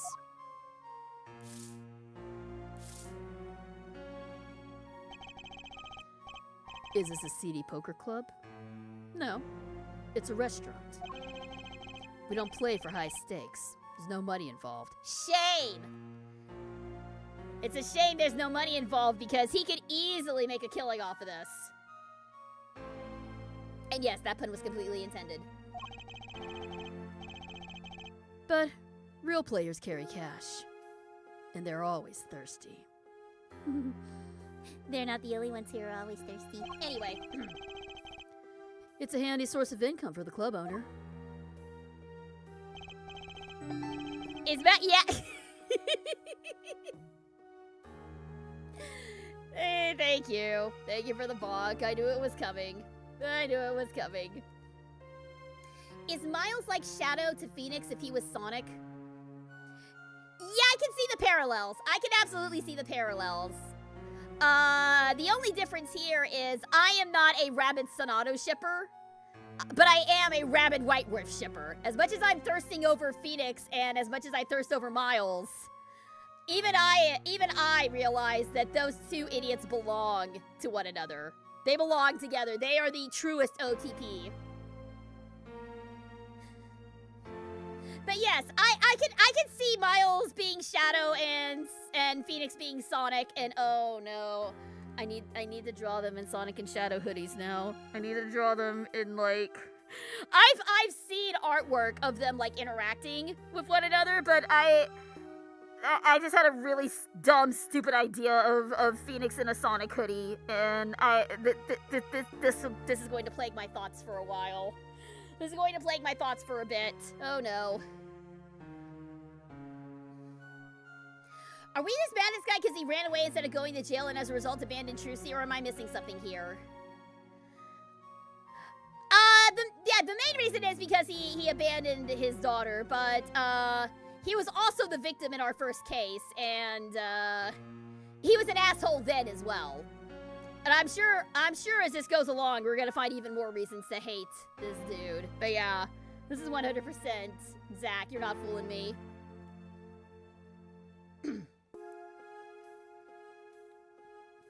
Then let's compete. I'll take you to the room. Ah, the hideout, yes. But before we go, Yes? allow me to introduce myself. My name is Shoddy Smith. Oh, and I'm Russell, Spark Russell news reporter. Oh, I'm... No. Phoenix Wright. Huh? You must always look a man in the eye when you make your introductions. You still do not know who I am? Have we met?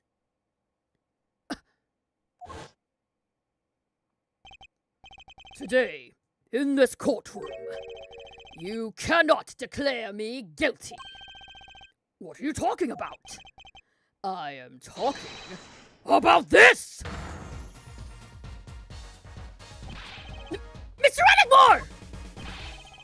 Yeah, we're doing this again. I'm not gonna do all this shouting again. My voice is already starting to go from fucking Meekins.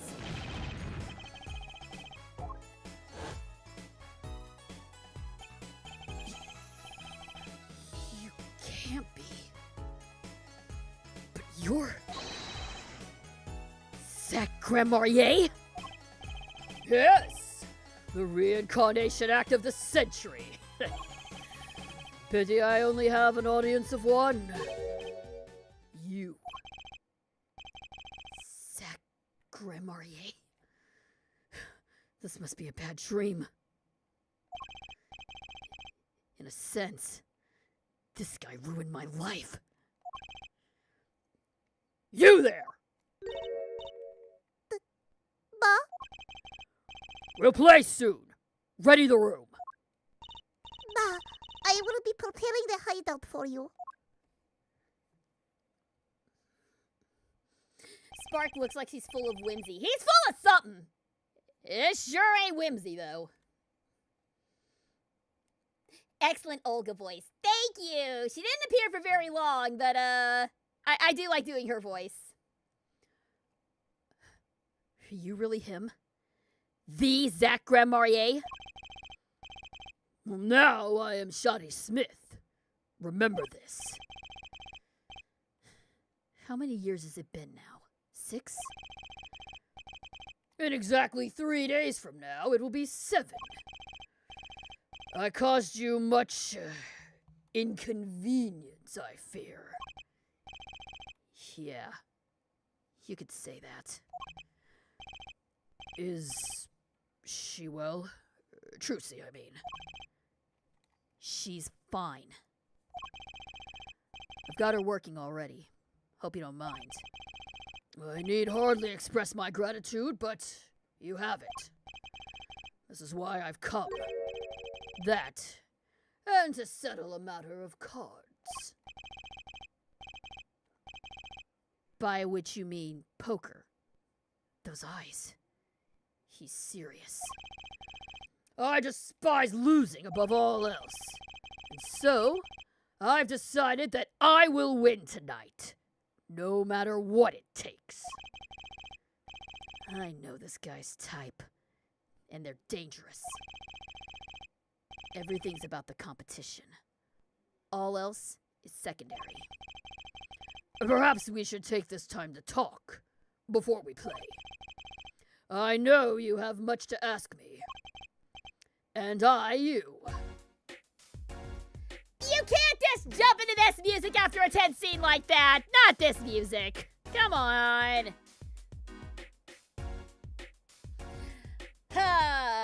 All right. Well, this is as good a time as any to step away and take a quick break. We will resume our confrontation with Zach after a 3-minute break. So stick around, guys. We will be back with more Apollo Justice in just a moment.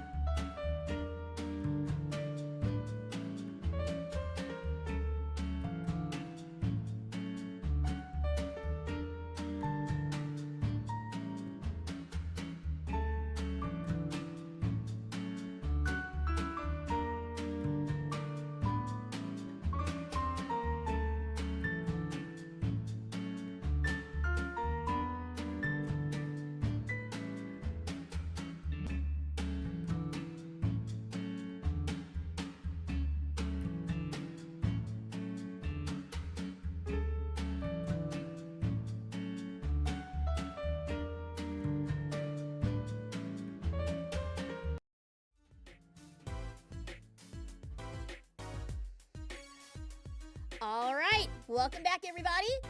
Thanks for sticking around during the break. Let us resume our investigation. This is the one I really want to start with, but let's go in order here. Freaking, you're really gonna go with the esoteric meaning of competition thing? It's like, talk about your damn daughter. We'll do it in order. We'll do it in order. I know how this works. I know how this game works by now. We competed that day 7 years ago, too. Ah, yes. You must have been surprised. Called to the detention center out of the blue. 2, 1.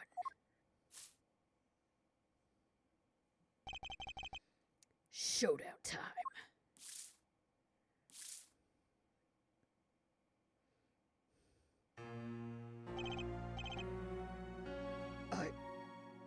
All right, does Phoenix lose or did Zach win? Actually, no, this is kind of plot relevant. Zach was the one who lost, right? I lost. It's only a game of poker. A game I've played for a long time. And only lost twice. Who was the first? The man I killed, of course. You chose your defense attorneys by playing poker. Some are hired, others fired. When you compete, you see a man's true nature. You know what I speak of. I know that you do. Trucy's power? Trucy? She's in a class all her own.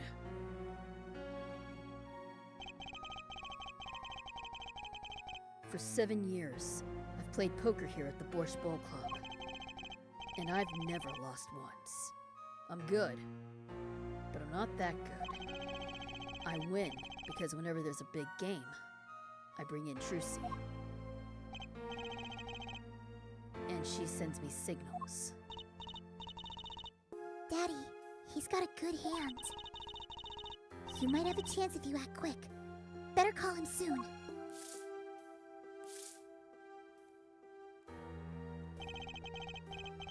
Can you tell me what her power is? Judging a person's thought by reading their reactions is a staple of performative magic. But those of Trucy's line possess far greater skill. You gotta be good at reading people to be a magician. Especially if you're one of those mentalist type of magicians. Yeah, you gotta be real good at reading folks. Or, you know, you could also have spies working for you, scouring their social medias for any sign of their recently deceased relatives and all that stuff. I don't believe in that nonsense, but I get what they're going for. Her line? If you recall, you were the second man to whom I've lost. Magnifique Grammarier. That was the first time I learned of this power, as you call it. Wait, so you're saying her power is genetic? It's just in the Grammarier blood or something? Blood. There we go. I'm sorry, but it's not something told lightly to outsiders.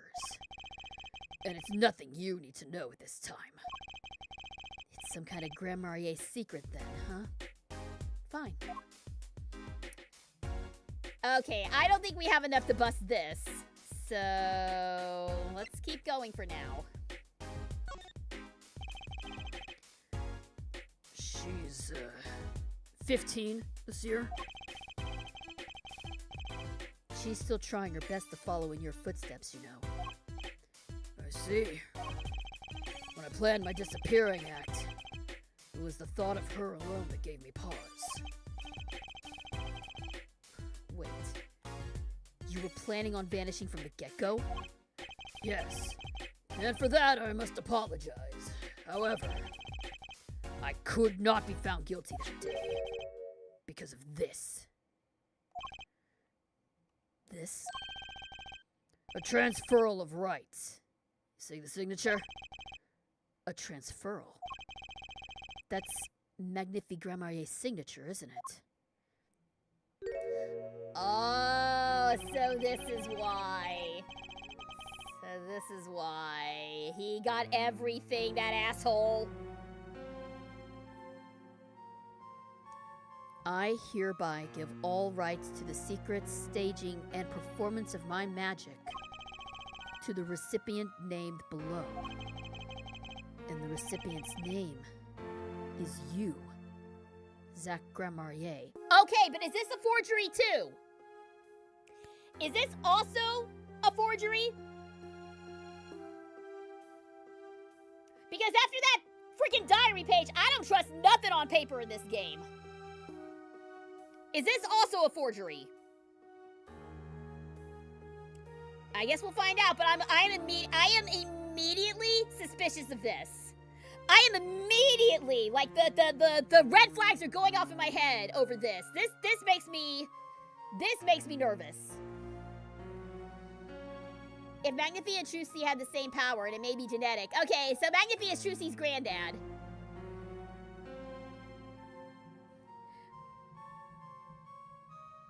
So wait.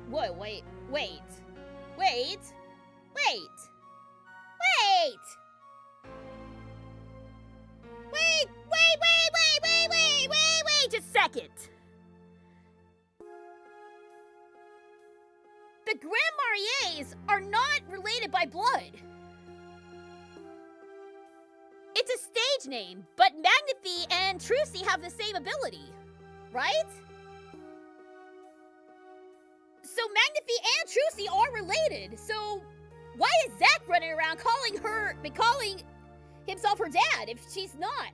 Is he actually her father? Or is Valid actually her father?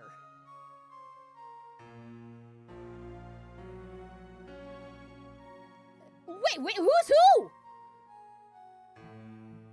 Or is it tied on the mom's side? Is it the mom's side? Is Thalassa actually Magnifi's daughter and she's where the power came from for Trucy? I think that's probably the more likely scenario. I think the more likely scenario is Magnifi is Thalassa's father, and then she gave birth to Trucy, who has the gift. So Thalassa must have also had the gift.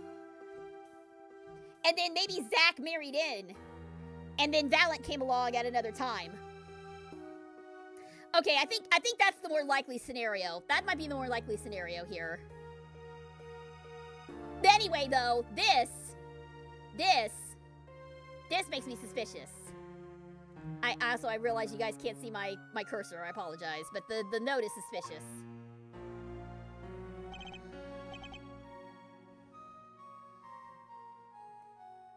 If your hypothesis about Magnifi blackmailing his students for Trucy's mom's disappearance, if she's actually oh, that's good. That's good. That's good. That's catch me. That's try and catch me. That's try and catch me. That's Columbo. That's Columbo right there. That's the family member getting revenge. Ooh, I like this. I like where this is going. Yes, it is I. Wait, this page looks torn. Do you recall the diary, yes? Of course I remember the thing that ended my career. Why wouldn't I?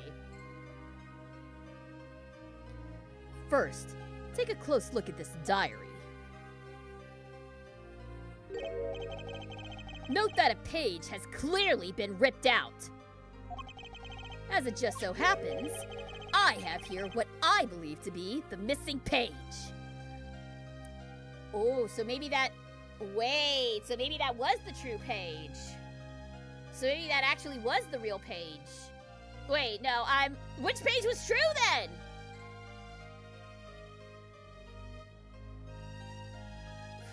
Okay, I'm holding back here.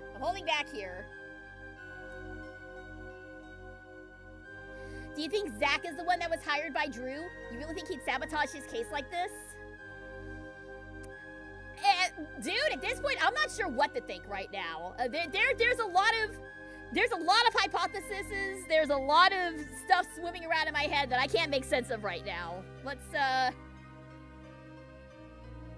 But I really do think that the mom has got to be the tie into all this. The mom's got to connect all of this up somehow. We'll see. Wait, let me see that. How could I forget? That scrap of paper lost me my attorney's badge. This is the real page that was torn from the book. Magnify gave it to me that night. You could have told me this earlier. Like 7 years earlier. Once again, I must apologize. It was all I could do to prepare for my escape from that courtroom. You little bitch. The greatest of Magnify Grand-Marier's illusions are true art. As such, they are well protected by this document. Only its bearer may perform his illusions on stage. That is true. Magicians are very protective of their tricks. Sounds like a pretty important thing to have if you're his disciple. As the rightful heir to his art, I too wanted a rightful heir. Rightful? I'm sure you know who I chose as my successor. Your daughter. That's why I've risked it all to come here tonight. Brushel! Sir, here you go. What's this? A letter, passing the rights I've inherited to Trucy. I would have you sign here, as a witness. I'm not a lawyer anymore. And you need a public notary besides. Well, I may not look it, but I'm a certified notary. I'm sure you are. You are? By day, I wear a notary's glasses and hunt for news. Also by day, I wear reporter's glasses and notarize. When I take off the glasses, I can't see very well. Charming. Your signature, please. That's the first reason I've come here tonight. All right. So that's what was in the pink envelope. Oh, that's Phoenix. Excuse me. I finally figured it out. Now I know why you've come out of hiding only now. It's been 7 years, you said? Precisely.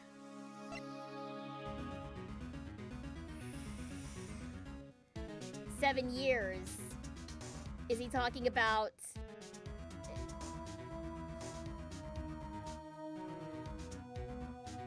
Is he talking about the statute of limitations? Is that what he's referring to? Are we about to rehash Turnabout Goodbyes here?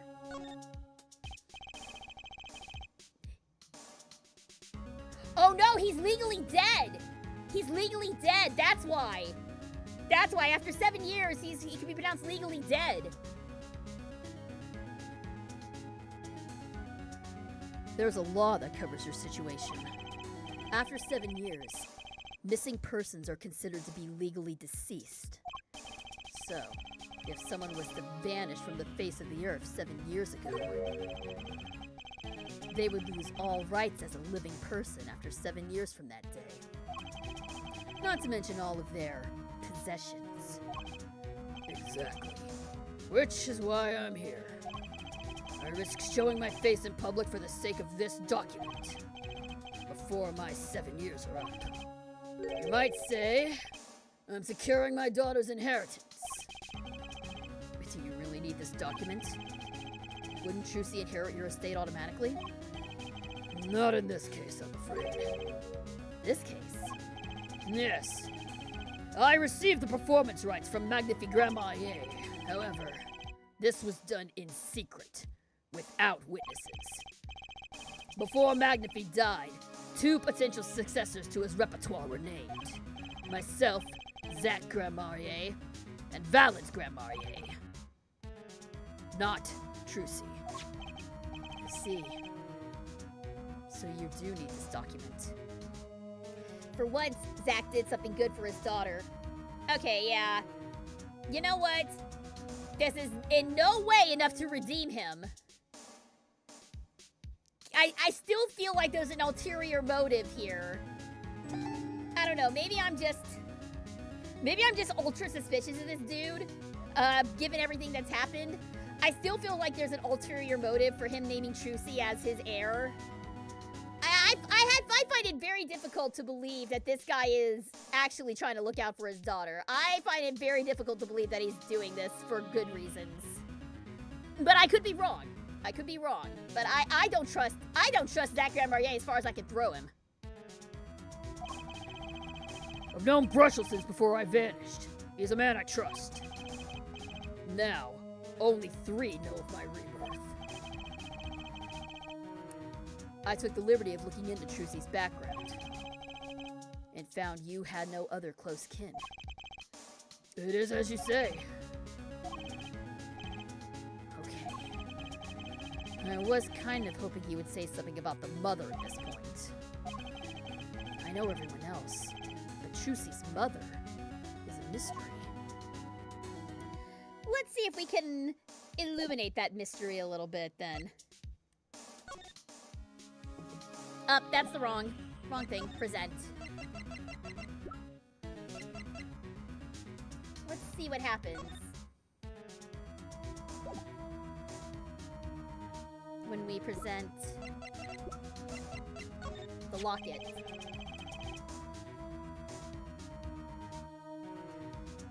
The person in this photo is Trucy's mother. How did you come by this? Trucy showed it to me. She said her mother was gone. Then it is so. Huh?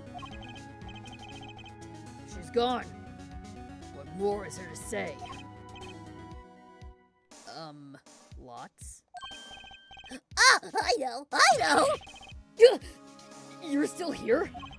According to my in-depth research, Trucy's mother, Magnifi Grandmarier's only daughter! End quote. Yep, called it! What? Magnifi's daughter? Is that true, Mr. Zach? Brushel, you say too much! Am I the bad guy? Why? Oh, God. Zach decked him. In any case, Mr. Wright, this discussion is over. Thalissa Grandmarier. She's the most mysterious of the whole lot. I need to gather me some more evidence. Clearly. Well, the prelude may have been longer than the main attraction. Shall we begin our game? My final competition? Final? Why? As you said, I've come out of hiding today to make this document legally binding. Once that's done, I shall slip once more underground. Without seeing your daughter? It would be best if I did not. 7 years ago, we played. 7 years ago, I lost. I already lost to Magnifi. I do not care to lose to another. And I've heard that you never lose. It's just a rumor. Yes, for it is impossible to never lose. Unless one has an ace up one's sleeve. As a magician, it causes me no end of irritation. To think a mere lawyer might be out there pulling the wool over so many eyes. Hey, I just signed your document for you. Maybe you could try lightening up? That was that. This is this. For my final competition, I will destroy your perfect record, Phoenix Wright. Yeah, you just try it. This will be my final performance. You are warned. This guy's beyond serious. So much for a fun evening of cards. Brushel, you may leave. But it's your last game. I mean, what scope? I punch and I punch, but still it is not enough! I just remembered further prior engagements. Toodles, gentlemen. Nice meeting you, piano man. It really was his final performance, wasn't it? Then let us begin. Dealer, Ba, you will be witness to our competition. ba. It is honor for me. Why haven't I seen her around here before? Oh, that reminds me. I saw a familiar face as I entered this restaurant. He didn't seem to notice me, however. Gavin, I believe was his name. You know him? After a fashion. Listen, Phoenix Wright. One can learn much from a true competition. Remember this. The Grand Marnier power. I was close to understanding it, but I needed more. And I knew where to get it. Trucy's mother. I'd need to meet that reporter again. That was clear. Oh no. Again? And one other thing. From the moment my final competition with Zack began that night, a name was running through my head. The name of a man now in prison. A name Zack Grand Marnier knew. But how? And why? Alright, I guess we'll come back to this later. Solitary cell What is up with these super... Wait a minute! What is with this super fine jail cell? Look at this! Man's got a full fucking wall-length bookcase, a nice comfy chair, and friggin' roses. What the hell? I don't understand the jails I don't understand the jails in Japanifornia. I don't understand any of this. Yeah, I know who this is. I know who this is. This has got to be Gavin. This has got to be Kristoff. All right, before we jump in, let's save the game. As always.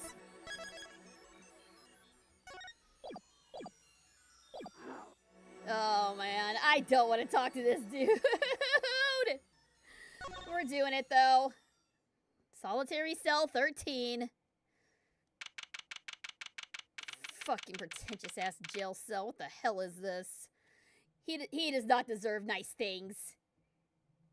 This man does not deserve nice things. Present day, Central Prison, Solitary Cell 13.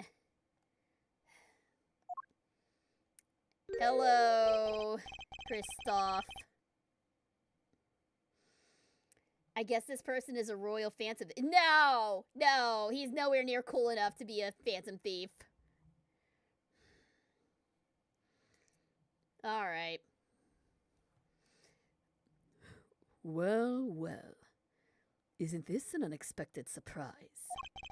What errand brings you down to my cramped confines? Gavin? Is this your idea of revenge, Phoenix Wright? Revenge for the offense that took away your attorney's badge 7 years ago? My past is like my logic. Straight and true. Nothing's changed. All I did was point the finger of justice in the proper direction. Fine. I'm glad we could have this little tete-a-tete, right? smug ass face. I hate it so much.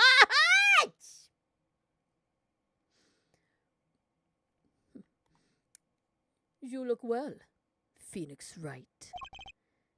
You too, Gavin. All right. I don't want to talk to you because I hate your guts, but let's do it. Life has been full of surprises for both of us. I've no doubt you never expected to lose that attorney's badge of yours. And I'll bet you never expected to wind up here. Shadi Smith was the name of the man you killed. Did you know who he really was? Who he was? Zach Grandmarier. You know, the defendant. I remember him, of course. But you say Smith for Zach? Impossible. Yeah, the villain's really coming out now. The villain's really coming out now. Look at this. Look at this angle. Look at this underlighting. Don't even try to tell me it was a coincidence. What did I just say?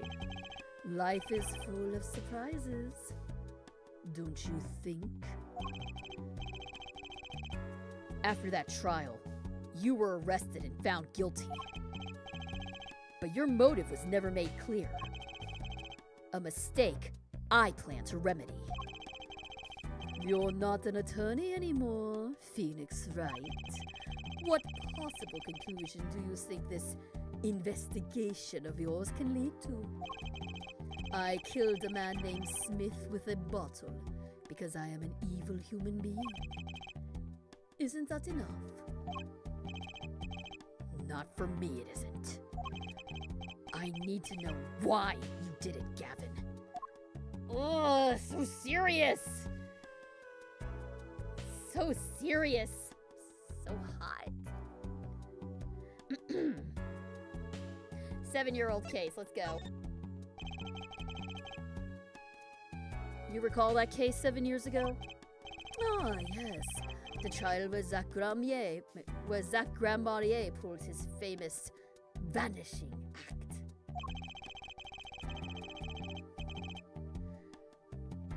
My brother won his fair share of praise and adoration for that trial, as I recall. Completely unearned. Genius prosecutor reveals crooked attorney, was it? It should have been both of them.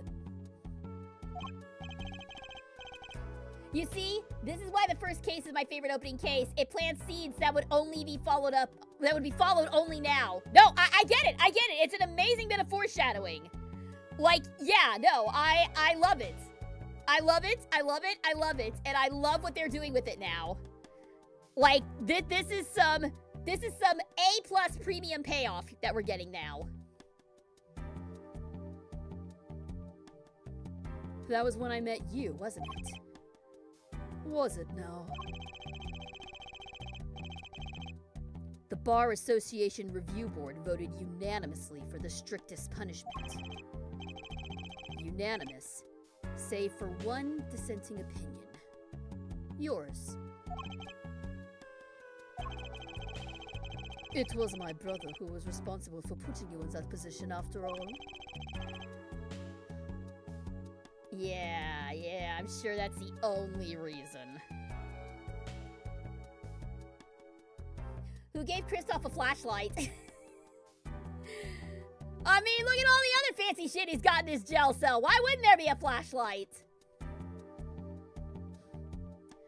For 7 years, we've been friends. And yet, I still don't understand you. But right, your friendship towards me was never pure. You suspected me then as you still do now, don't you? Honestly, right now I'm not sure what I think.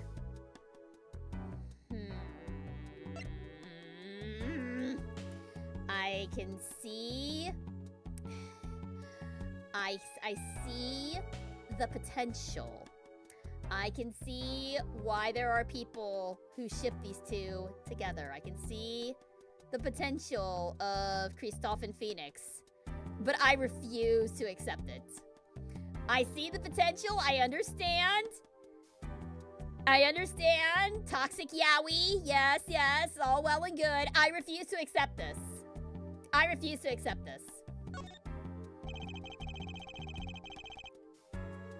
You didn't just brain a guy with a juice bottle for no reason. Tell me why you did it. Persistent, aren't you? I came here because I remembered something. The night of our game, Zach Gramarier mentioned your name, Gavin. Wrong out. Yeah, it's the wrong ship. The ship is wrong. I understand where you're coming from, but the ship is wrong. Kristoff does give Yandere Butler. Ooh. Yeah, no, you know what? I can totally see him going Yandere. I can totally see the Yandere potential as well. Which does not help his case because I don't like Yanderes. I don't like the Yandere trope. I think it's really creepy and disgusting. So that is not at all helping his case. That reminds me. I saw a familiar face as I entered this restaurant. He did not seem to notice me, however. Gavin, I believe was his name.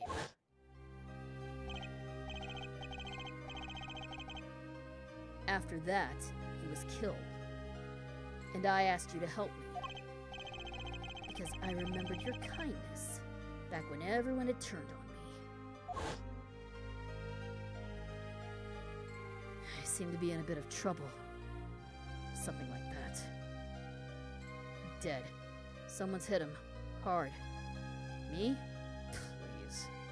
Cops should be here any minute. I'm in your hands. Should have come to that.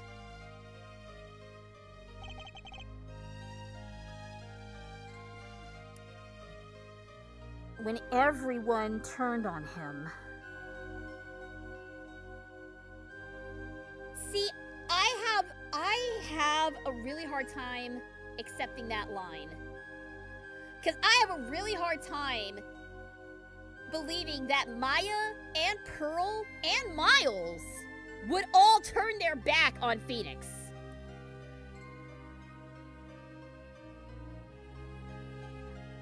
Like, if anything, I would figure that they would be rushing to try and help him, unless it was actually Phoenix who pushed them away. Because from what I know about these characters, there is no way that they would turn their back on Phoenix, especially in like the darkest moment of his life, leave him all by himself. I just don't see Maya and Miles doing that. Now everybody else I can understand. Like Larry would drop him in a heartbeat, I'm sure. Francisca, yeah, well, we know about that. Gumshoe would probably turn away because unless Miles asked him specifically to help. But I don't see Maya and Miles turning their back on Phoenix like this. That's what's making this so difficult for me to accept. Like, the only reason I can think of is that Phoenix turned them away himself.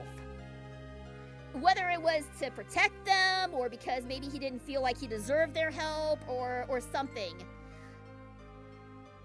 I feel like Phoenix must have pushed them away.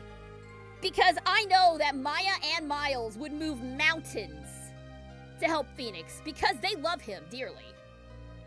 No, this is not the right Worf brain talking right now, just so we're clear. I mean, these are the most important people in his life. And the fact that they would just turn on him for something that was so clearly not his fault, I don't see that. I don't see that happening. I don't see them as those kind of characters.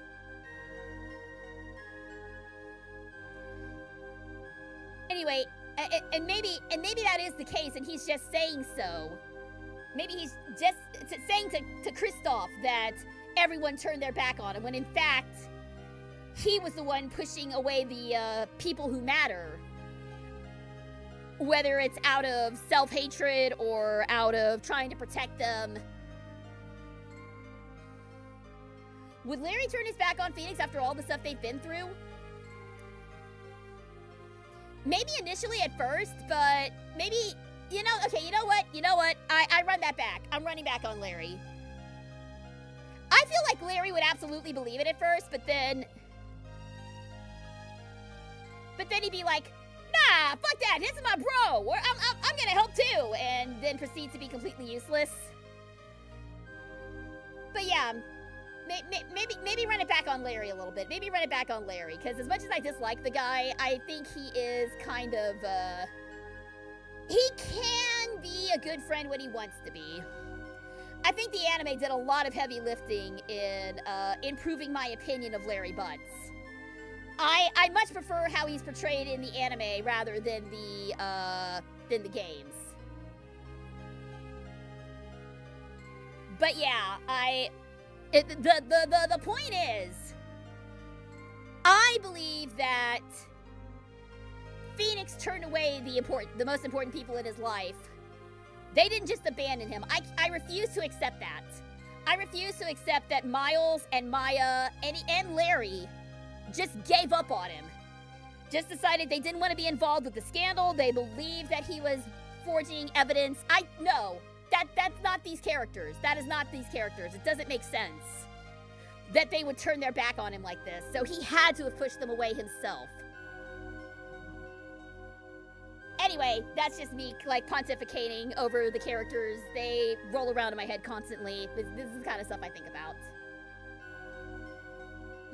Honestly, Larry is one of my favorite characters, and that's from watching the anime. Yeah, like I said, the anime did a really good job of redeeming Larry somewhat. He is a lot less insufferable in the anime than he is in the games. In the games, he's just absolute... I hate him. I can't deal with him. But... the anime actually... there were a few instances in the anime that kind of turned me around on Larry. Specifically, the instance I'm thinking of is when, Larry, like, cosplayed as Miles during Turnabout Goodbyes so that he could buy Miles and Maya some time to sneak into Von Karma's office and get the evidence required. Whereas in the game, Phoenix and Maya found the evidence and then Von Karma tased their ass. That scene in the anime did a lot to improve my opinion of Larry Butts.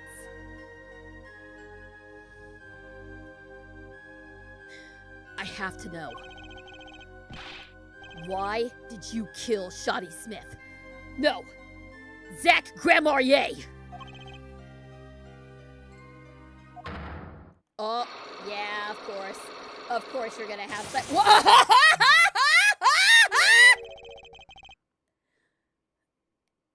Black?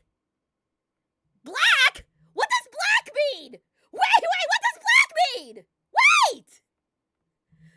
There's so many of them! Hold on! Whoa! I've never seen Cyclops like these. Dark. Cold. Full of despair. Can I even unlock these things? What? Oh, we're getting variants now? We're getting variants now? Ooh, okay. Okay, we're getting different tiers of Cyclops now. Black Cyclops. The locks to the darkest and most kept away secrets of a person's heart. Ooh. Ooh, this is gonna be juicy. This is gonna be juicy. Oh, am I gonna have even more reasons to hate Kristoff after this? I can't wait. That is awesome. I love that. How does SGG do the psychotic and freaked out voice so well? I've had a lot of practice. Let's just leave it at that. Something wrong, right? No, it's nothing. You shouldn't push yourself so hard. Life is to be taken easy, you know. What? He's doing his nail. Again with the nails thing? Again with the nails? He's doing his nails. Why? Okay, what is the deal with this thing? What's the deal with this thing?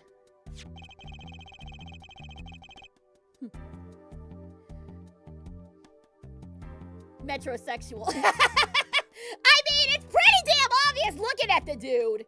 Yeah, I mean, I clocked it immediately, but just the fact that he's so blatant about it.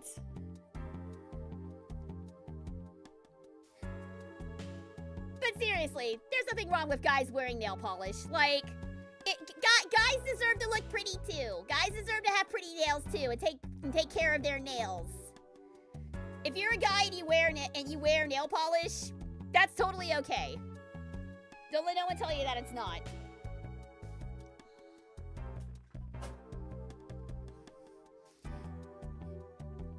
It means I like women and their beauty products, right? I don't know. This guy does not clock me. This guy does not clock me as a woman liker. I don't know. I don't know. Something about it. He'd be charming as hell. Absolutely. He would pretend to be a woman liker, but I don't think he actually is one. I think he is definitely someone who would charm his way into a woman's heart only to throw them to the curb after they've outlived their usefulness. I don't know. I have a very deep-set hatred against Christoph Gavin. You're thinking, what self-respecting man would use nail polish? Not really. I know appearances are a big thing with you. You know what I say? One cannot live a beautiful life without beautiful nails. First rate in all things, except no less. That certainly does look like first-rate nail polish. I like the sparkly bottle. Oh, that's the okay, that's the bottle. Okay, that makes a lot more sense now, because every time I cut away to that bottle, I was just like, why doesn't Vera have a sprite for painting her nails if she's constantly painting her nails? But no, they're showing a Hold the phone! Hold on a second! That's the same nail polish that Vera has! Why are they rocking the same nail polish? Ooh, ooh, ooh, ooh, wait a minute.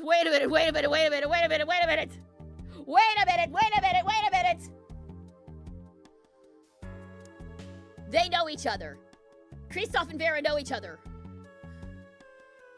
Did Kristoff...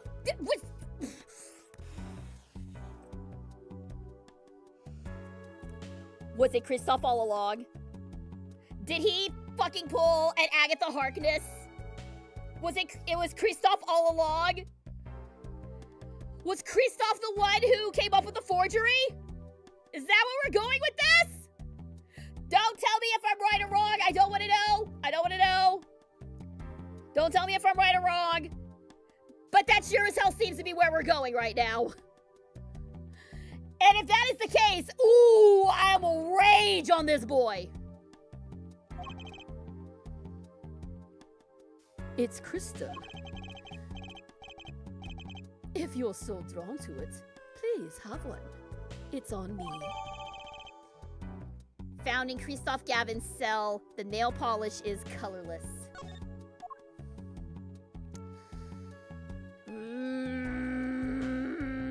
Also this.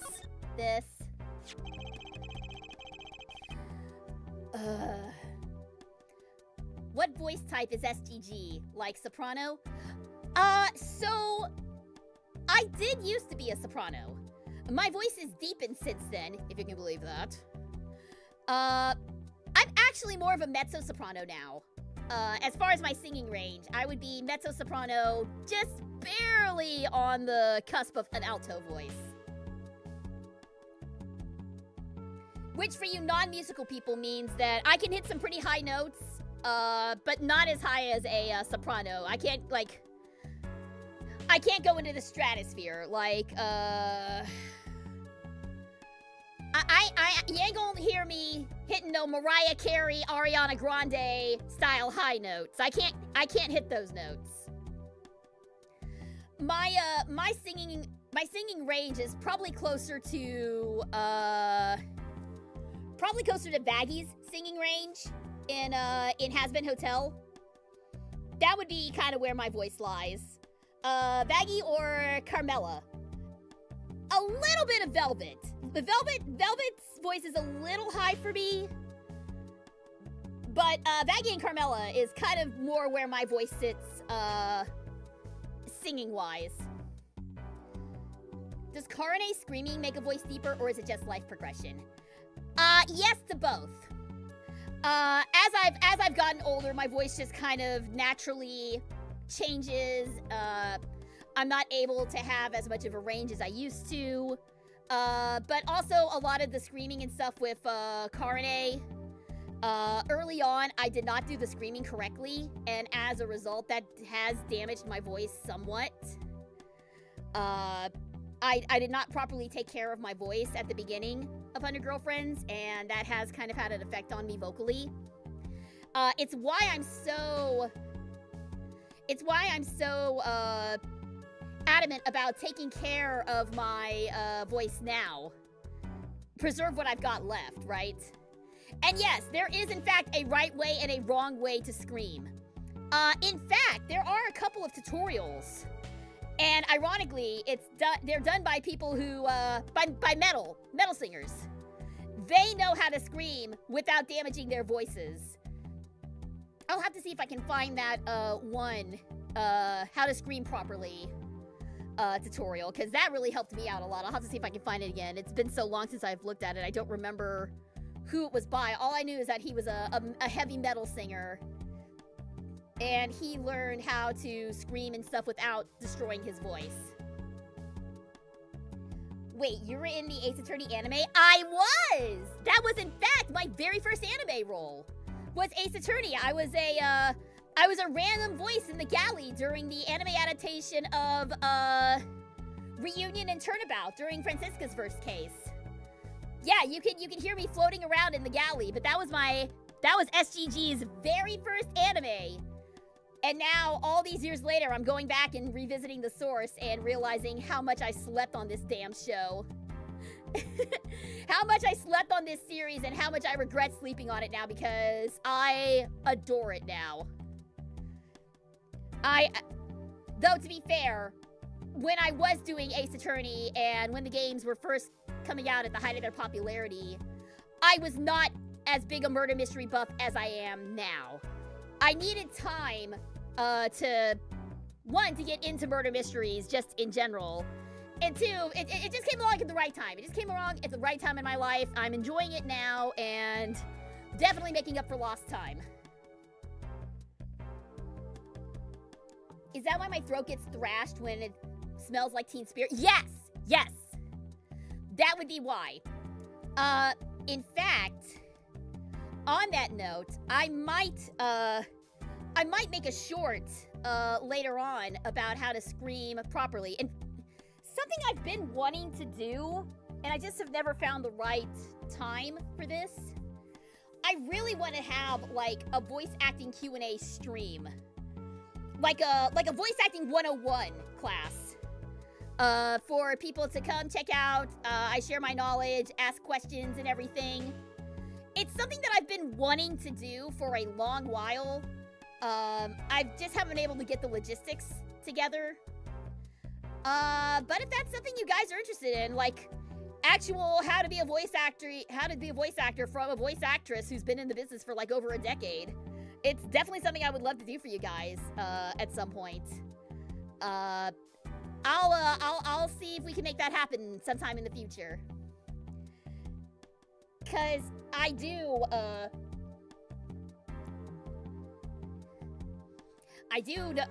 know quite a bit about this, and I do love teaching people about what it is that I do. For female VAs, what is the highest range? Wait, are you asking for the highest or the lowest? So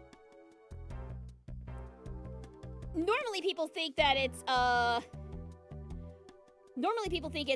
soprano is the highest you can go and alto is the lowest. That's not entirely true. There are ranges beyond that.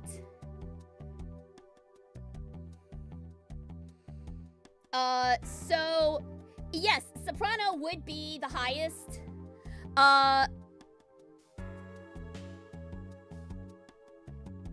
Soprano is the highest just in general for voices, not just for female voices.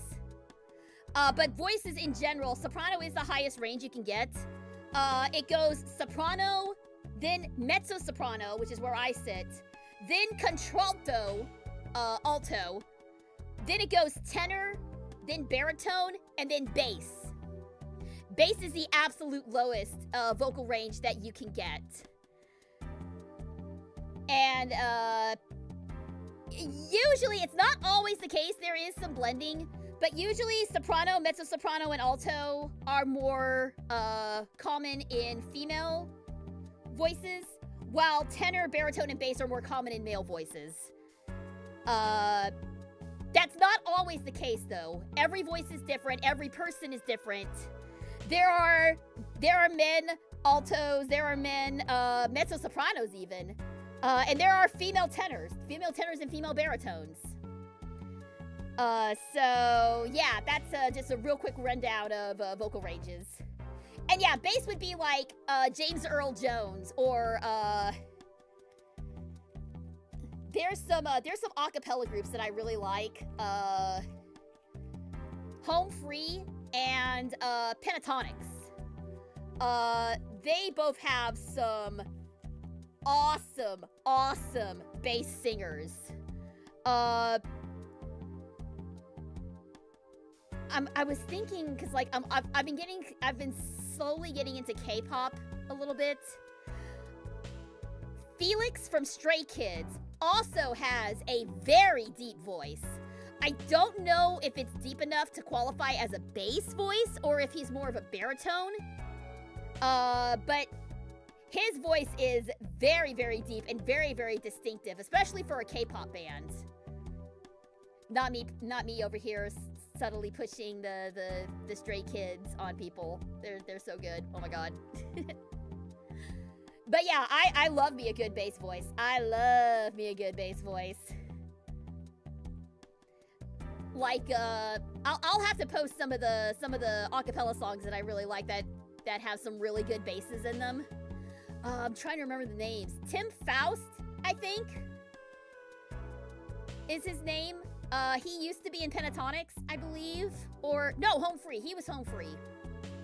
Anyway, I'm getting a little off topic here, but I'll share those in the Music Share channel and Discord server after the stream, so you guys can kind of see more what I'm talking about. Oops. But yeah, little vocal side note here. Hello, Lucifer Demo! Welcome! You want to hear something fun? Because I got the tea, the sugar, and the goddamn crumpets. Uh-oh. Are we about to get a drama dump? Are we about to get a drama dump? Yes, thank you, Sabrina.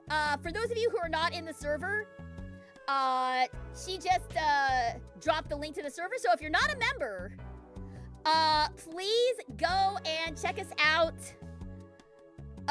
We talk about all sorts of nerdy stuff. We talk about a lot more 100 Girlfriend stuff.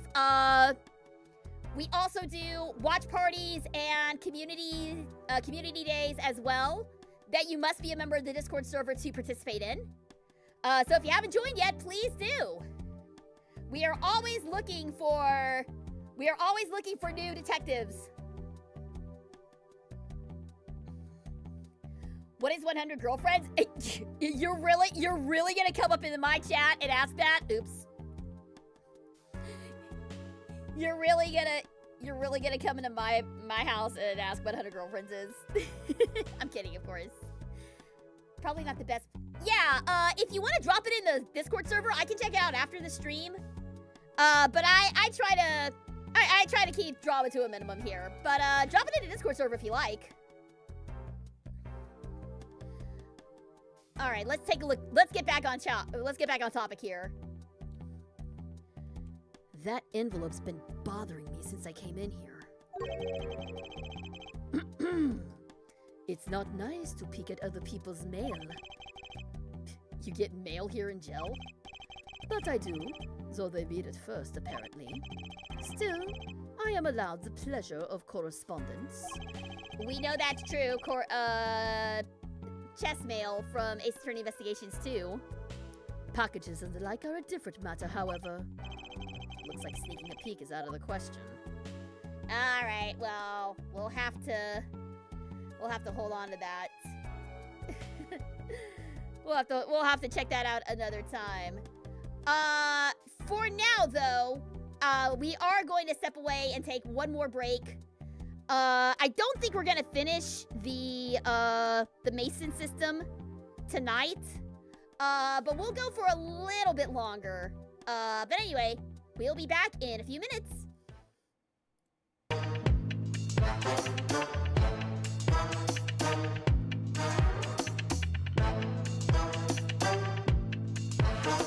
Prepare yourself. You'll see how meaningless your team is. You're in for a real surprise. How insulting! You expected that to get past me? We're finally face to face. Pull out all the stops. Like I told you earlier, your team is meaningless. Big sister.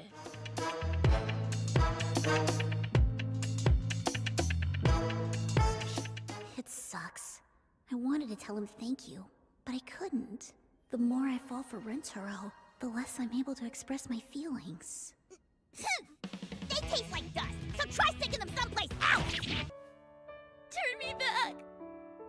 I wanna be me! I wanna be the same person that you fell in love with! Turn me back!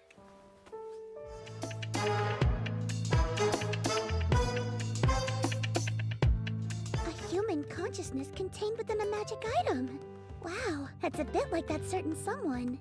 Who could she be talking about? Now please allow me to introduce myself and my friends. I am Kikuyu. The white Unasusu is Botan, the black Hirase is Kurayata. Oh no, I am not an animal handler. They are smart enough to think on their own and comprehend complex situations. I am simply their friend who benefits from that.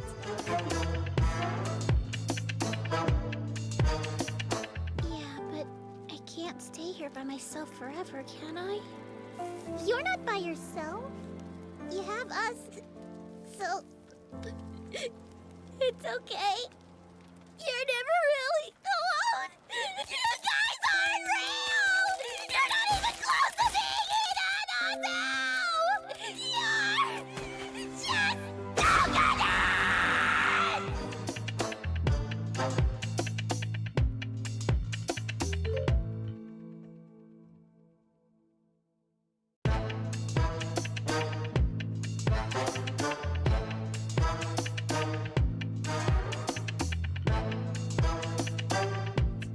And when I finally destroy that dumb hammer, you'll be next to me. One day, I'm gonna smash that thing! I refuse to let it destroy the planet! I've decided. I'm gonna be the one to shatter the earth into little pieces with my fist!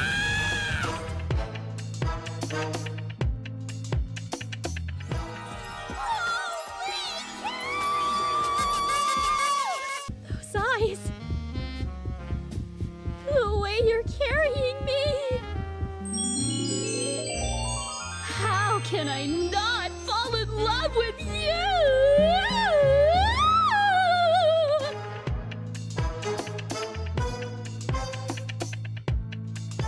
Cut that out. You look like your dad, and it's really pissing me off. What am I supposed to do about that? At least Suzu turned out to look more like your mother, though the shortness comes from my side. It feels just like I'm giving money to my brother. What's more humiliating than him needing my help? She's freaking! Did she have some kind of beef with my dad?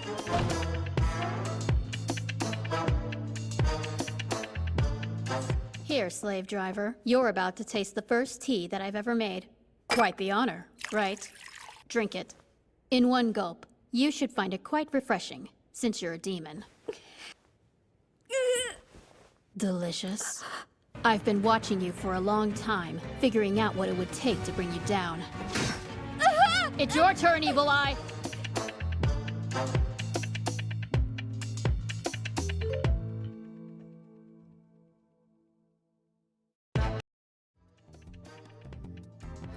All right. Thank you guys for sticking around. Welcome back, everybody.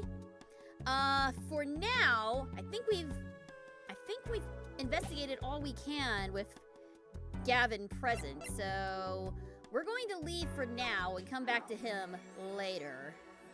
For now, let us return to the past. Get our Code Lyoko on here. If any of y'all know that reference, you're a real one. Let's investigate Drew Studios.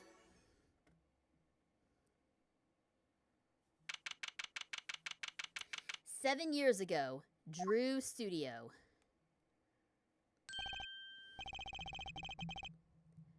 All right, so who is this going to be?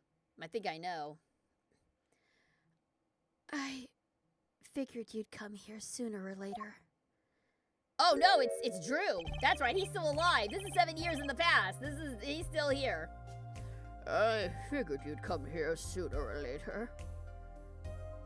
I decided on sooner. Drew Misham, was it? I haven't done anything illegal. And I didn't come here to whine about past events. I wanted to ask you some questions. I suppose you have that right. That day, the entire court descended into chaos. Only you stood still, your eyes calmly watching. I admit, it made quite an impression on me. I'm used to finding myself in outrageous situations. Oh boy, is he.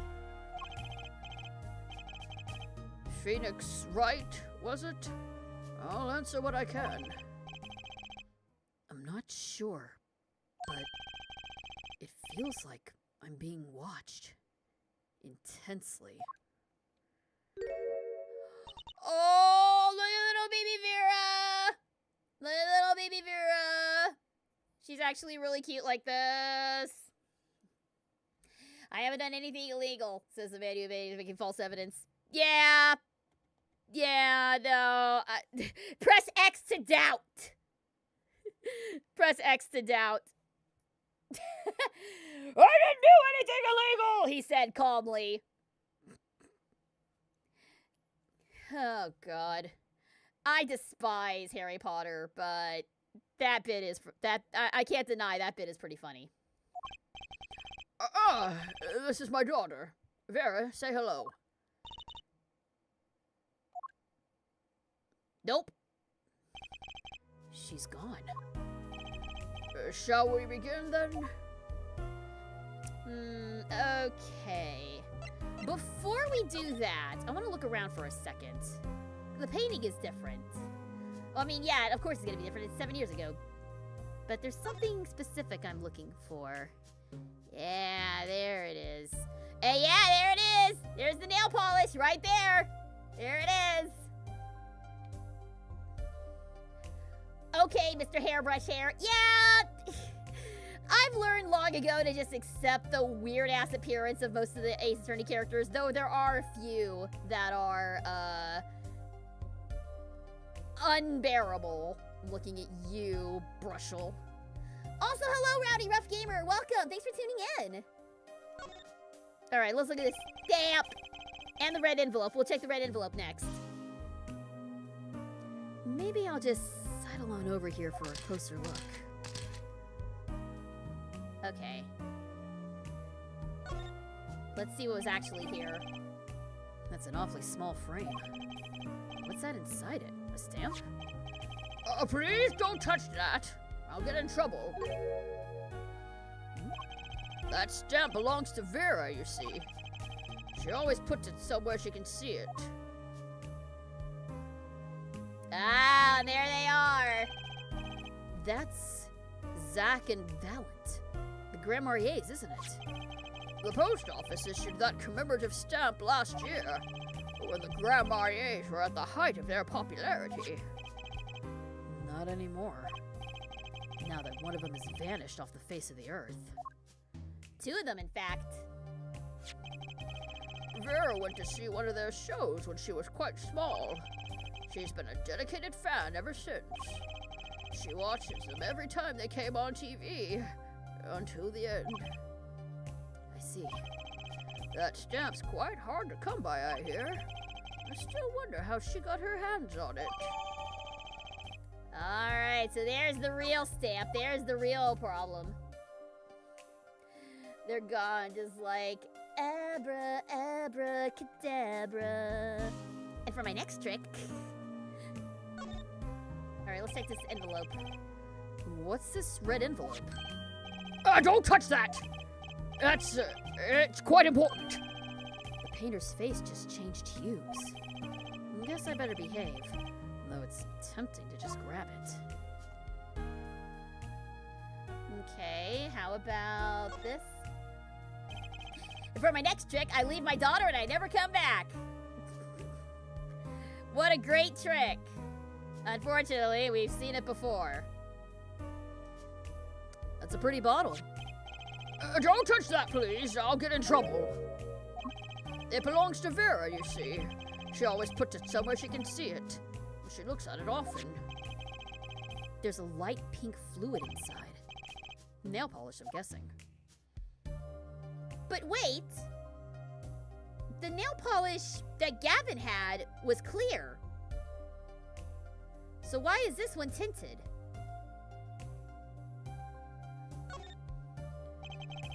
This is you and Vera?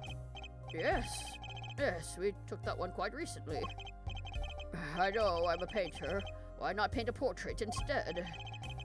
I've never been that good at people, unfortunately. Right. Well, shouldn't you practice?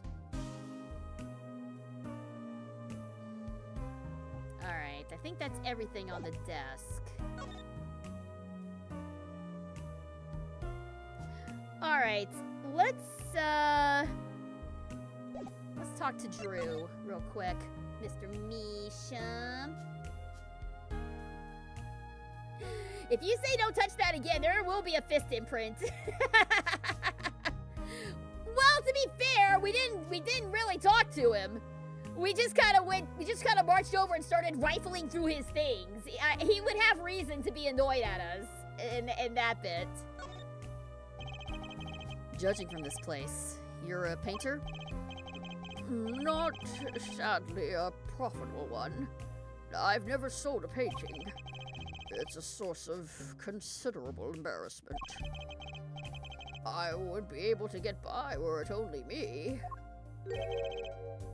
Your daughter? Her mother grew weary of me and left. I don't want her to grow up needy, Mr. Wright. That is why I began my other occupation. Forgeries.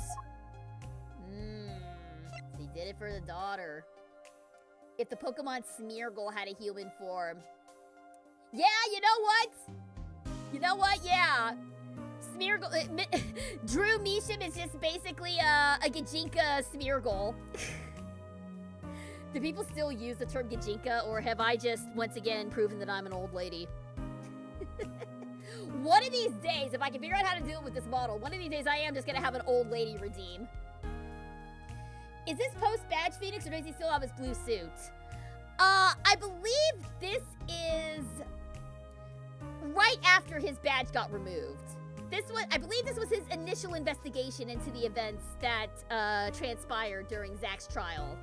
So yes, this would be him without his badge. Before he became a hobo. Don't look at me with those eyes. I know what it is that I do. More than half of the paintings they bring me are stolen. Who knows what my copies are used for? But some of your works aren't paintings, correct? You may not believe me when I tell you this, but that was my first work outside of painting. What? To think it would be used as evidence in a murder trial. I never even imagined the possibility. Dude, why else would you fake a diary entry? Why else would you make a forgery of a diary entry, bro?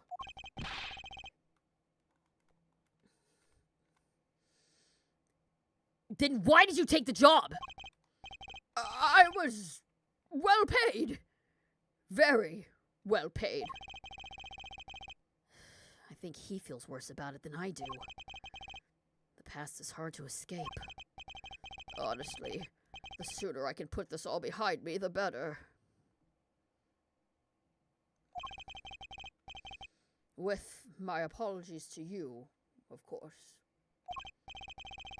Sorry, but it's not going to be quite so easy. He's trying to forget what he made. Looks like I'll have to remind him. Keep in mind, this moron is the reason that we lost our badge. Yeah, I do have automod turned on, so sorry. But yeah. He is part of the reason we lost the badge. I haven't forgotten that. Everyone responsible has earned my ire. Alright. So, let's go ahead and remind him of what he's done. Your work. Don't try to pretend you've forgotten. Sure, all you did was make a copy. But that copy might have destroyed the life of an innocent man. I'm responsible too. Which is why I have to know. And you have to tell me.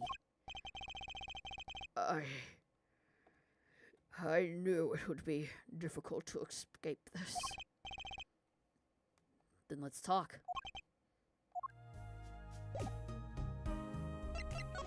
Alright. Yeah, no, Phoenix is done playing around. This is the most serious that we've seen him. And I am kind of here for it. I love when a character who is like more comedic, I would say, because Phoenix can be pretty sassy. With its internal monologue, Phoenix can be a very sassy boy, and I love him for it. But when he drops the sass, when he drops the good boy and goes serious mode and locks the fuck in, yes, please. More of this, thank you. Sorry about the language. I feel very strongly for Phoenix Wright.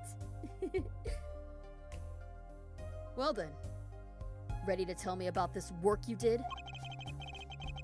It was unlike anything I had attempted before. I guess it would be a little different for paintings. That's not what I meant. In all my previous work, it sufficed to create a copy. This wasn't a copy? The client gave me two things that day. The first was a sample page, as a reference. The second, a printed document I could only surmise was written by my client. So you used the real writing as a reference to reproduce what the client wrote? Yes. As I said, it was my first job of that nature. So, who was your client? As I said in court, I don't know. Really? Even for such a suspicious request? If it was me, I'd want to know as much as I could about the requester. I've never met them. Not personally. Here we go. A Cyclock. Of course. It seems like you're still hiding something. Something about this work.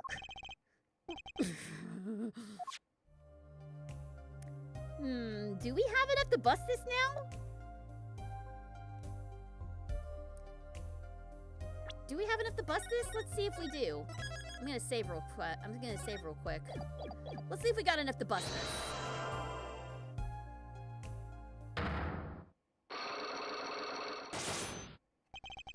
You're hiding something. Just straight up. Just straight up. Let's hear it then. What are you hiding from me, Mr. Measham? I'm sorry, but I really don't know. I've never met the client. True. When I asked the client's name, there were no Cyclops in sight. Regardless, you're hiding something. You have to be. Otherwise, it wouldn't make any sense. Why are you doing this to me? Well, I've made my stand. No backing down now. So, what is Measham hiding? I think I know. The real identity of the forger, because we know that he's not the actual forger. Now, I can pretty much piece together what it is from what you've said. What is it then? You told me what you knew about the client, and I couldn't see any Cyclops. Cyclops? Is that some sort of asylum security or a new hairstyle, perhaps? Oh, he's just straight up saying it now. Okay, so yeah, he definitely isn't playing around. He's not trying to hide it. He's just like, he is focused on business. He's just like, look, I can see you're lying to me. I'm not going to explain why, but I know you're lying to me. I don't got time to mess around with trying to be coy and trying to hide it. Freaking tell me the truth. But then they didn't show up, didn't they? Who was your client? As I said in court, I don't know. Really? Even for such a suspicious request? If it was me, I'd want to know as much as I could about the requester. I never met them. Not personally. Not personally. Those words triggered the Cyclock. Again with the Psycholocks! I really must know what they are! So you didn't meet with the client, but someone else did. Maybe the real forger behind this evidence? Perhaps I'm hung up on this lock business, but I'm afraid you've lost me. Take care, Cadmo. Thanks for tuning in. Yeah, well, I didn't come here to talk about Cyclops. As long as I come to the right conclusion, it doesn't matter how I got there. And your conclusion is? The real forger behind this wasn't you, Mr. Measham. Poppycock! I don't know what you're talking about. That's my work, I tell you. Made here in my studio. Who else could it have been but me? That's the real question, isn't it? If the forger wasn't you, then I don't have many other people to choose from. The real forger at Drew's studio is... Yep, it's her. Take that! The real forger is your daughter, Vera Measham, isn't it? Ridiculous! My daughter's only 12 years old, Mr. Wright. I've always been more of the one for landscapes, not surrealism. Nice comeback. But you're shaking in your boots. I've got you now.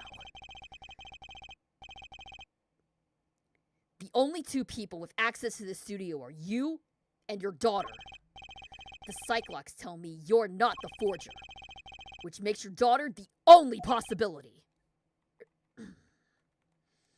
It is kind of weird that he's being so upfront about the Cyclops, though. I feel very much on the verge of going psycho-lock myself!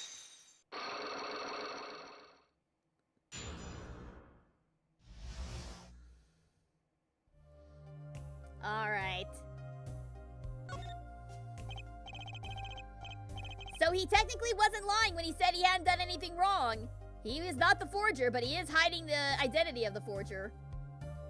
I still think that's wrong. I don't know how you knew, but you're right. The one who made this page was my daughter Vera, not I. She's only 12. A genius, you might call her. A precocious little girl outshining her father. There's been a lot of that going around recently. I let her play in the studio and she watched me. She taught herself in that way. The drafting tools and the analytical devices I bought when they became necessary. They're my little girl's playthings now. Do I detect a bit of fatherly pride? So Vera was the one who made this page. Would she know who the client was then? Actually, the client came once. Here, to the studio. What? Why didn't you say so sooner? But their face was covered. They did not want to talk to me. So they talked to your daughter? I will speak only with the artist, the client told me. Then that little girl is the key to our mystery client's true identity. Okay. What do I do now? Maybe I should talk to her father a bit more? Or is it time to turn my attention to Vera?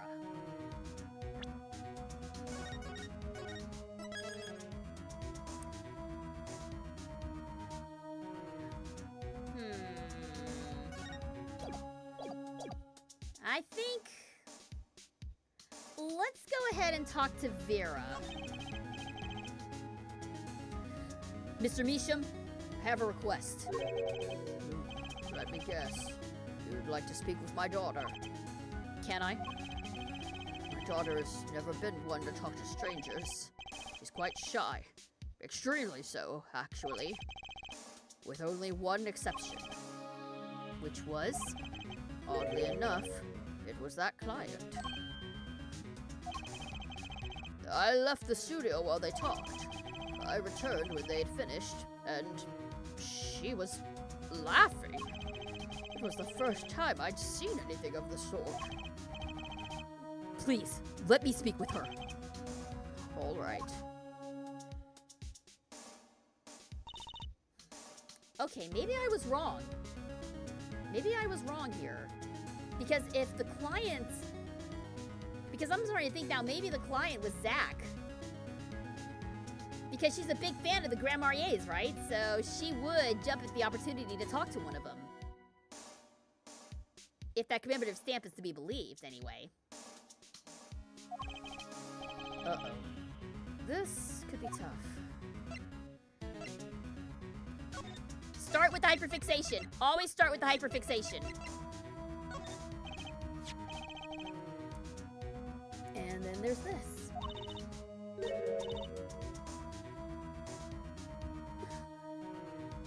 My stamp. Hey, she spoke. She can talk. Yeah, so his stamp. How can I keep her talking? Can I have it? No. Love the frame? No. Talk about the magicians. Isn't Troupe Grand Marnier amazing?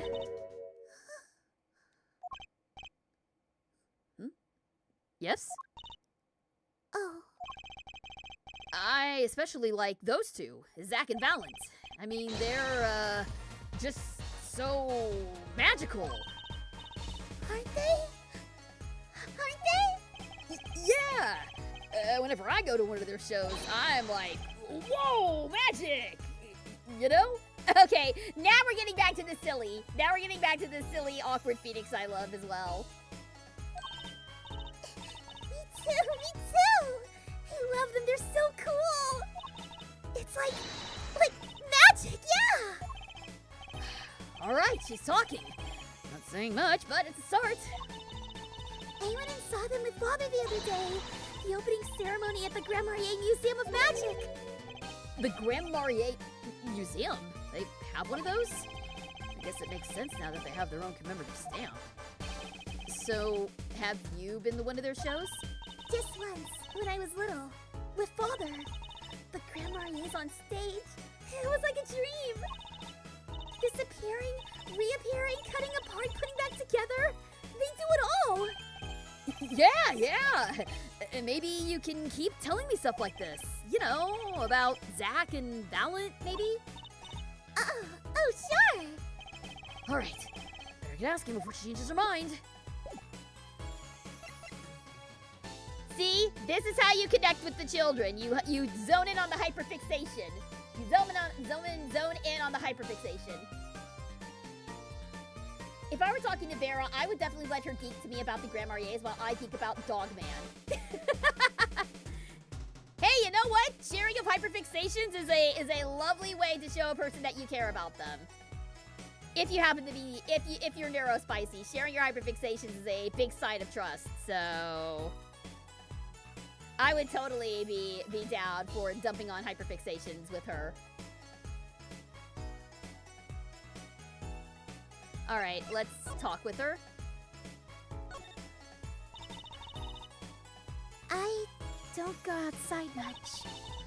I like to paint in here. Why don't you like the outside? There's bad people out there. Well, true, but there's lots of good people too. Actually, I should tell you, she was almost kidnapped once. Ah, there's the PTSD.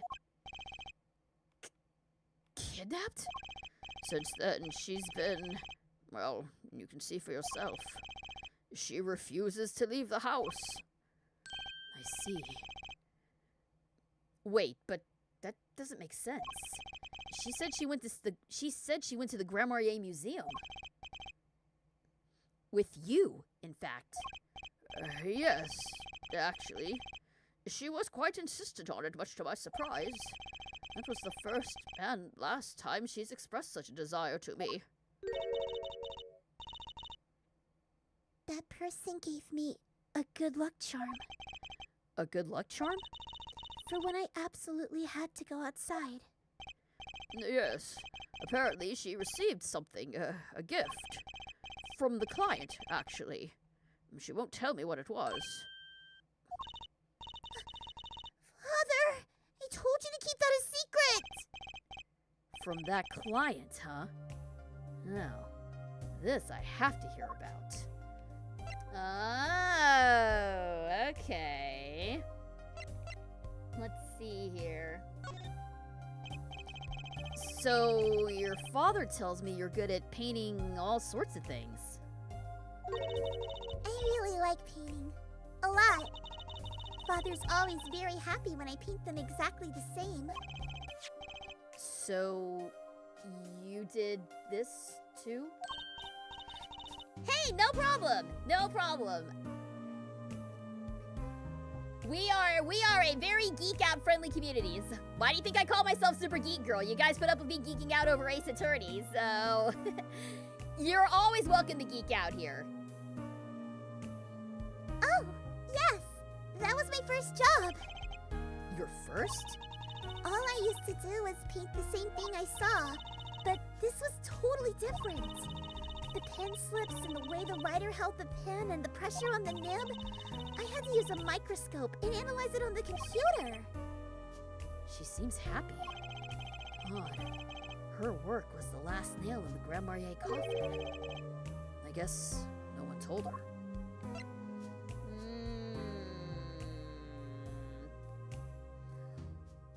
Lots of kids being used in this. First Trucy and now Vera, and I don't like it.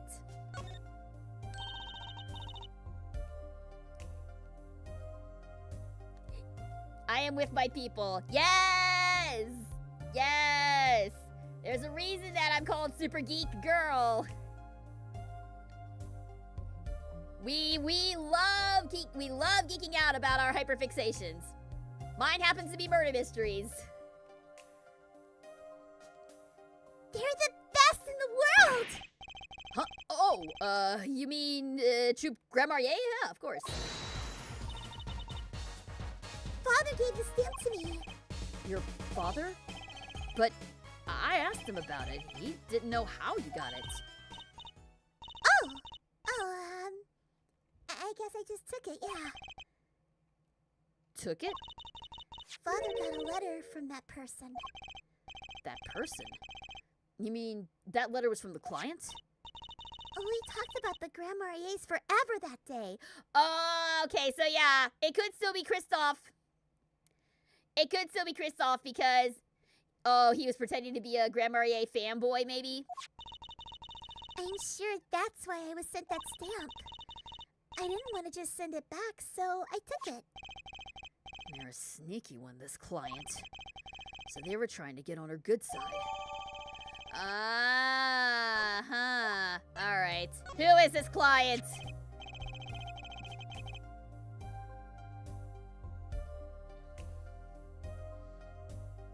So, you met the person that asked you to do this job? And you talked with them? What's this about a good luck charm you received? I can't talk about that. Huh? If I do, it won't work anymore. That's what I was told. Yeah, but I really have to know. Oh, here we go. Right. Time to do some psych unlocking. Gonna save real fast, just in case I'm wrong on this. Here we go!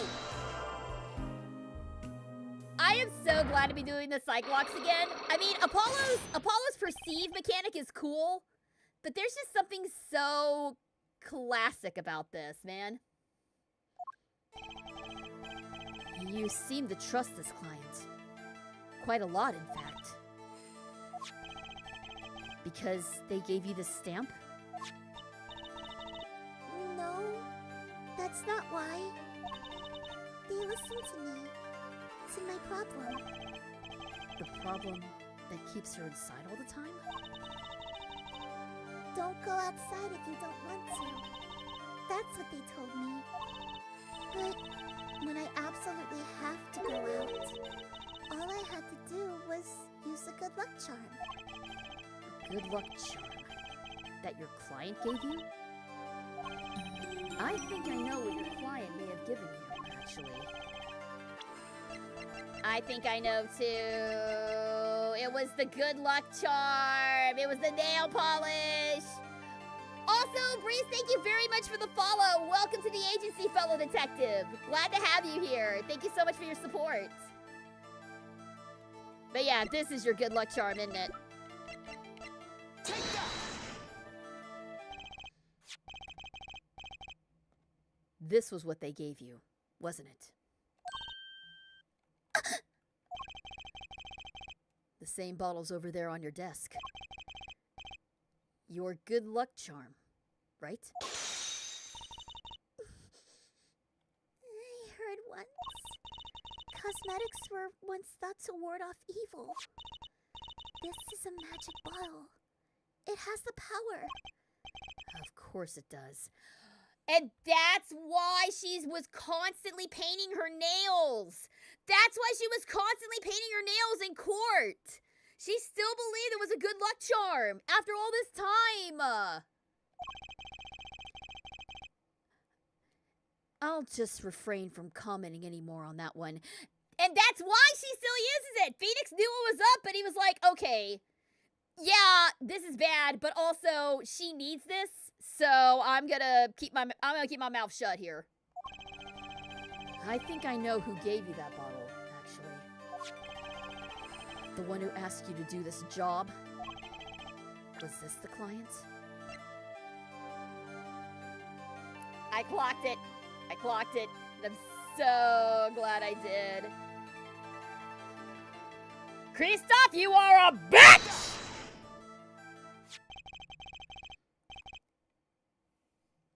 It was Kristoff all along. Ooh, I am going to enjoy tearing this man apart.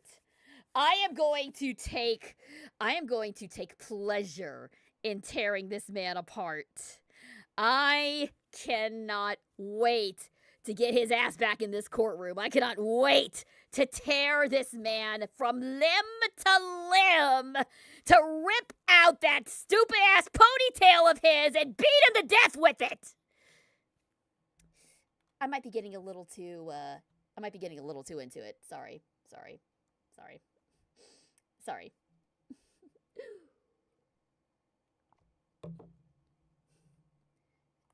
This man's a friend of mine.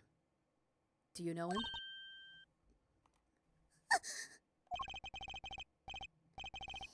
His name is Christoph Gavin.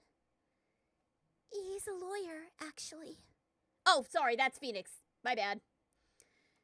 His name is Christoph Gavin. He's a lawyer, actually.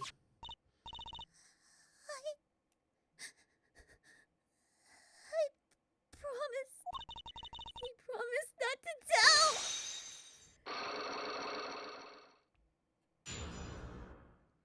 She genuinely looks terrified, though. I'm sorry. I can't talk about the client, I promise! If I break my promise, the spell won't work! I don't need a name anymore. I got my answer. You're pretty confident in this charm, then. I think they might be the devil. Wow! Just straight up? Just straight up! That's why she said the devil! That's what she meant when she fainted! That's what she meant! Oh my god!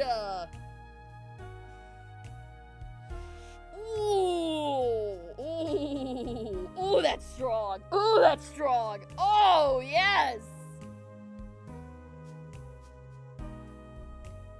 I think they might be the devil. Huh? Or maybe an angel? What do you mean? I saw it.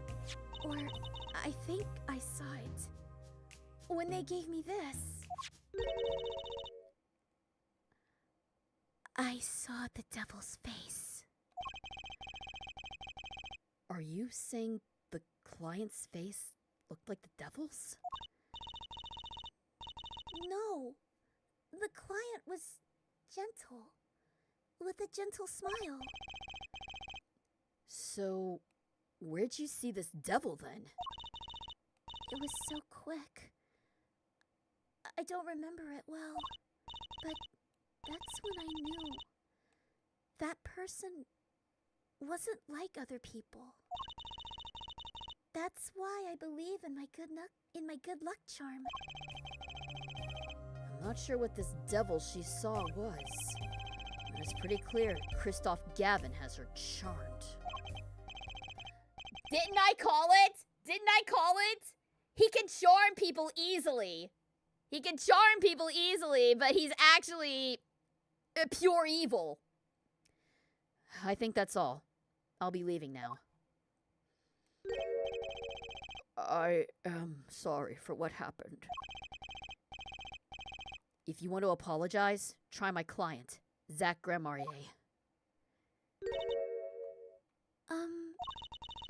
Did I do something bad?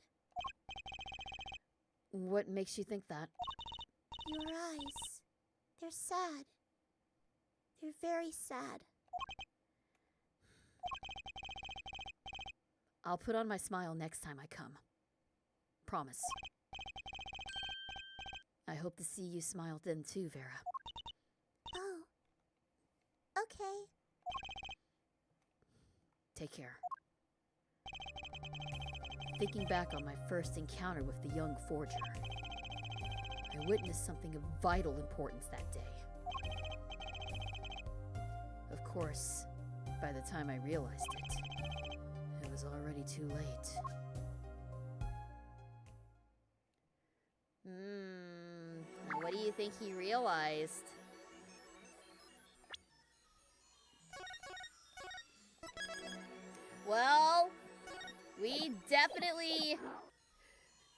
definitely made some progress, but I think that is where we're going to leave off for now.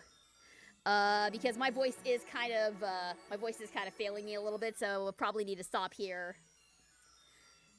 If you like Ace Attorney, I highly recommend watching Elements of Justice. I'm not familiar with Elements of Justice. Is that a series or a YouTube vid? What is it? If you're a part of the Discord server, drop it in. I would love to see it. Judging by how Clavier is his sibling, it seems like he was in on it too, whether he wanted to be or not. So do you think Clavier was coerced, then? You think Clavier was coerced to go ahead with the fake evidence? I can see that. That might... I don't know if that completely excuses him, but I can see that being the case. It's always fun watching people play this for the first time. Yeah, I have been enjoying the hell out of this. Like I said, I super slept on the Ace Attorney series when it first came out. So I'm definitely making up for lost time here. But so far, I've been absolutely in love with this. It's been an absolute blast so far. And we're almost done with Apollo Justice, but that doesn't mean we're done with Ace Attorney. We'll be diving into Dual Destinies and Spirit of Justice, as well as Great Ace Attorney, later on down the line. So there will be many more Gay Lawyer Sundays, to follow. But that is gonna do it for me for now. We'll be back tomorrow with more fun times. I will have our schedule posted tomorrow. I'm still actually working on it. But we should be back tomorrow. Should be streaming at my usual times, Monday, Tuesday, Thursday at 2 p.m. Central Standard Time, as well as Sundays at 3. Might be slightly pushed back on Sunday because I do have a D&D session on Sunday. But I'll try to be back in time for Gay Lawyer Sunday. We'll see. But that's it for now. The STG Detective Agency is officially closed for the day. Thank you guys so much for tuning in. Thanks again to the new followers. Hope you guys have been enjoying it. And I will see you guys tomorrow for the next investigation. Until then, fellow detectives, stay super. I will see y'all later. Bye!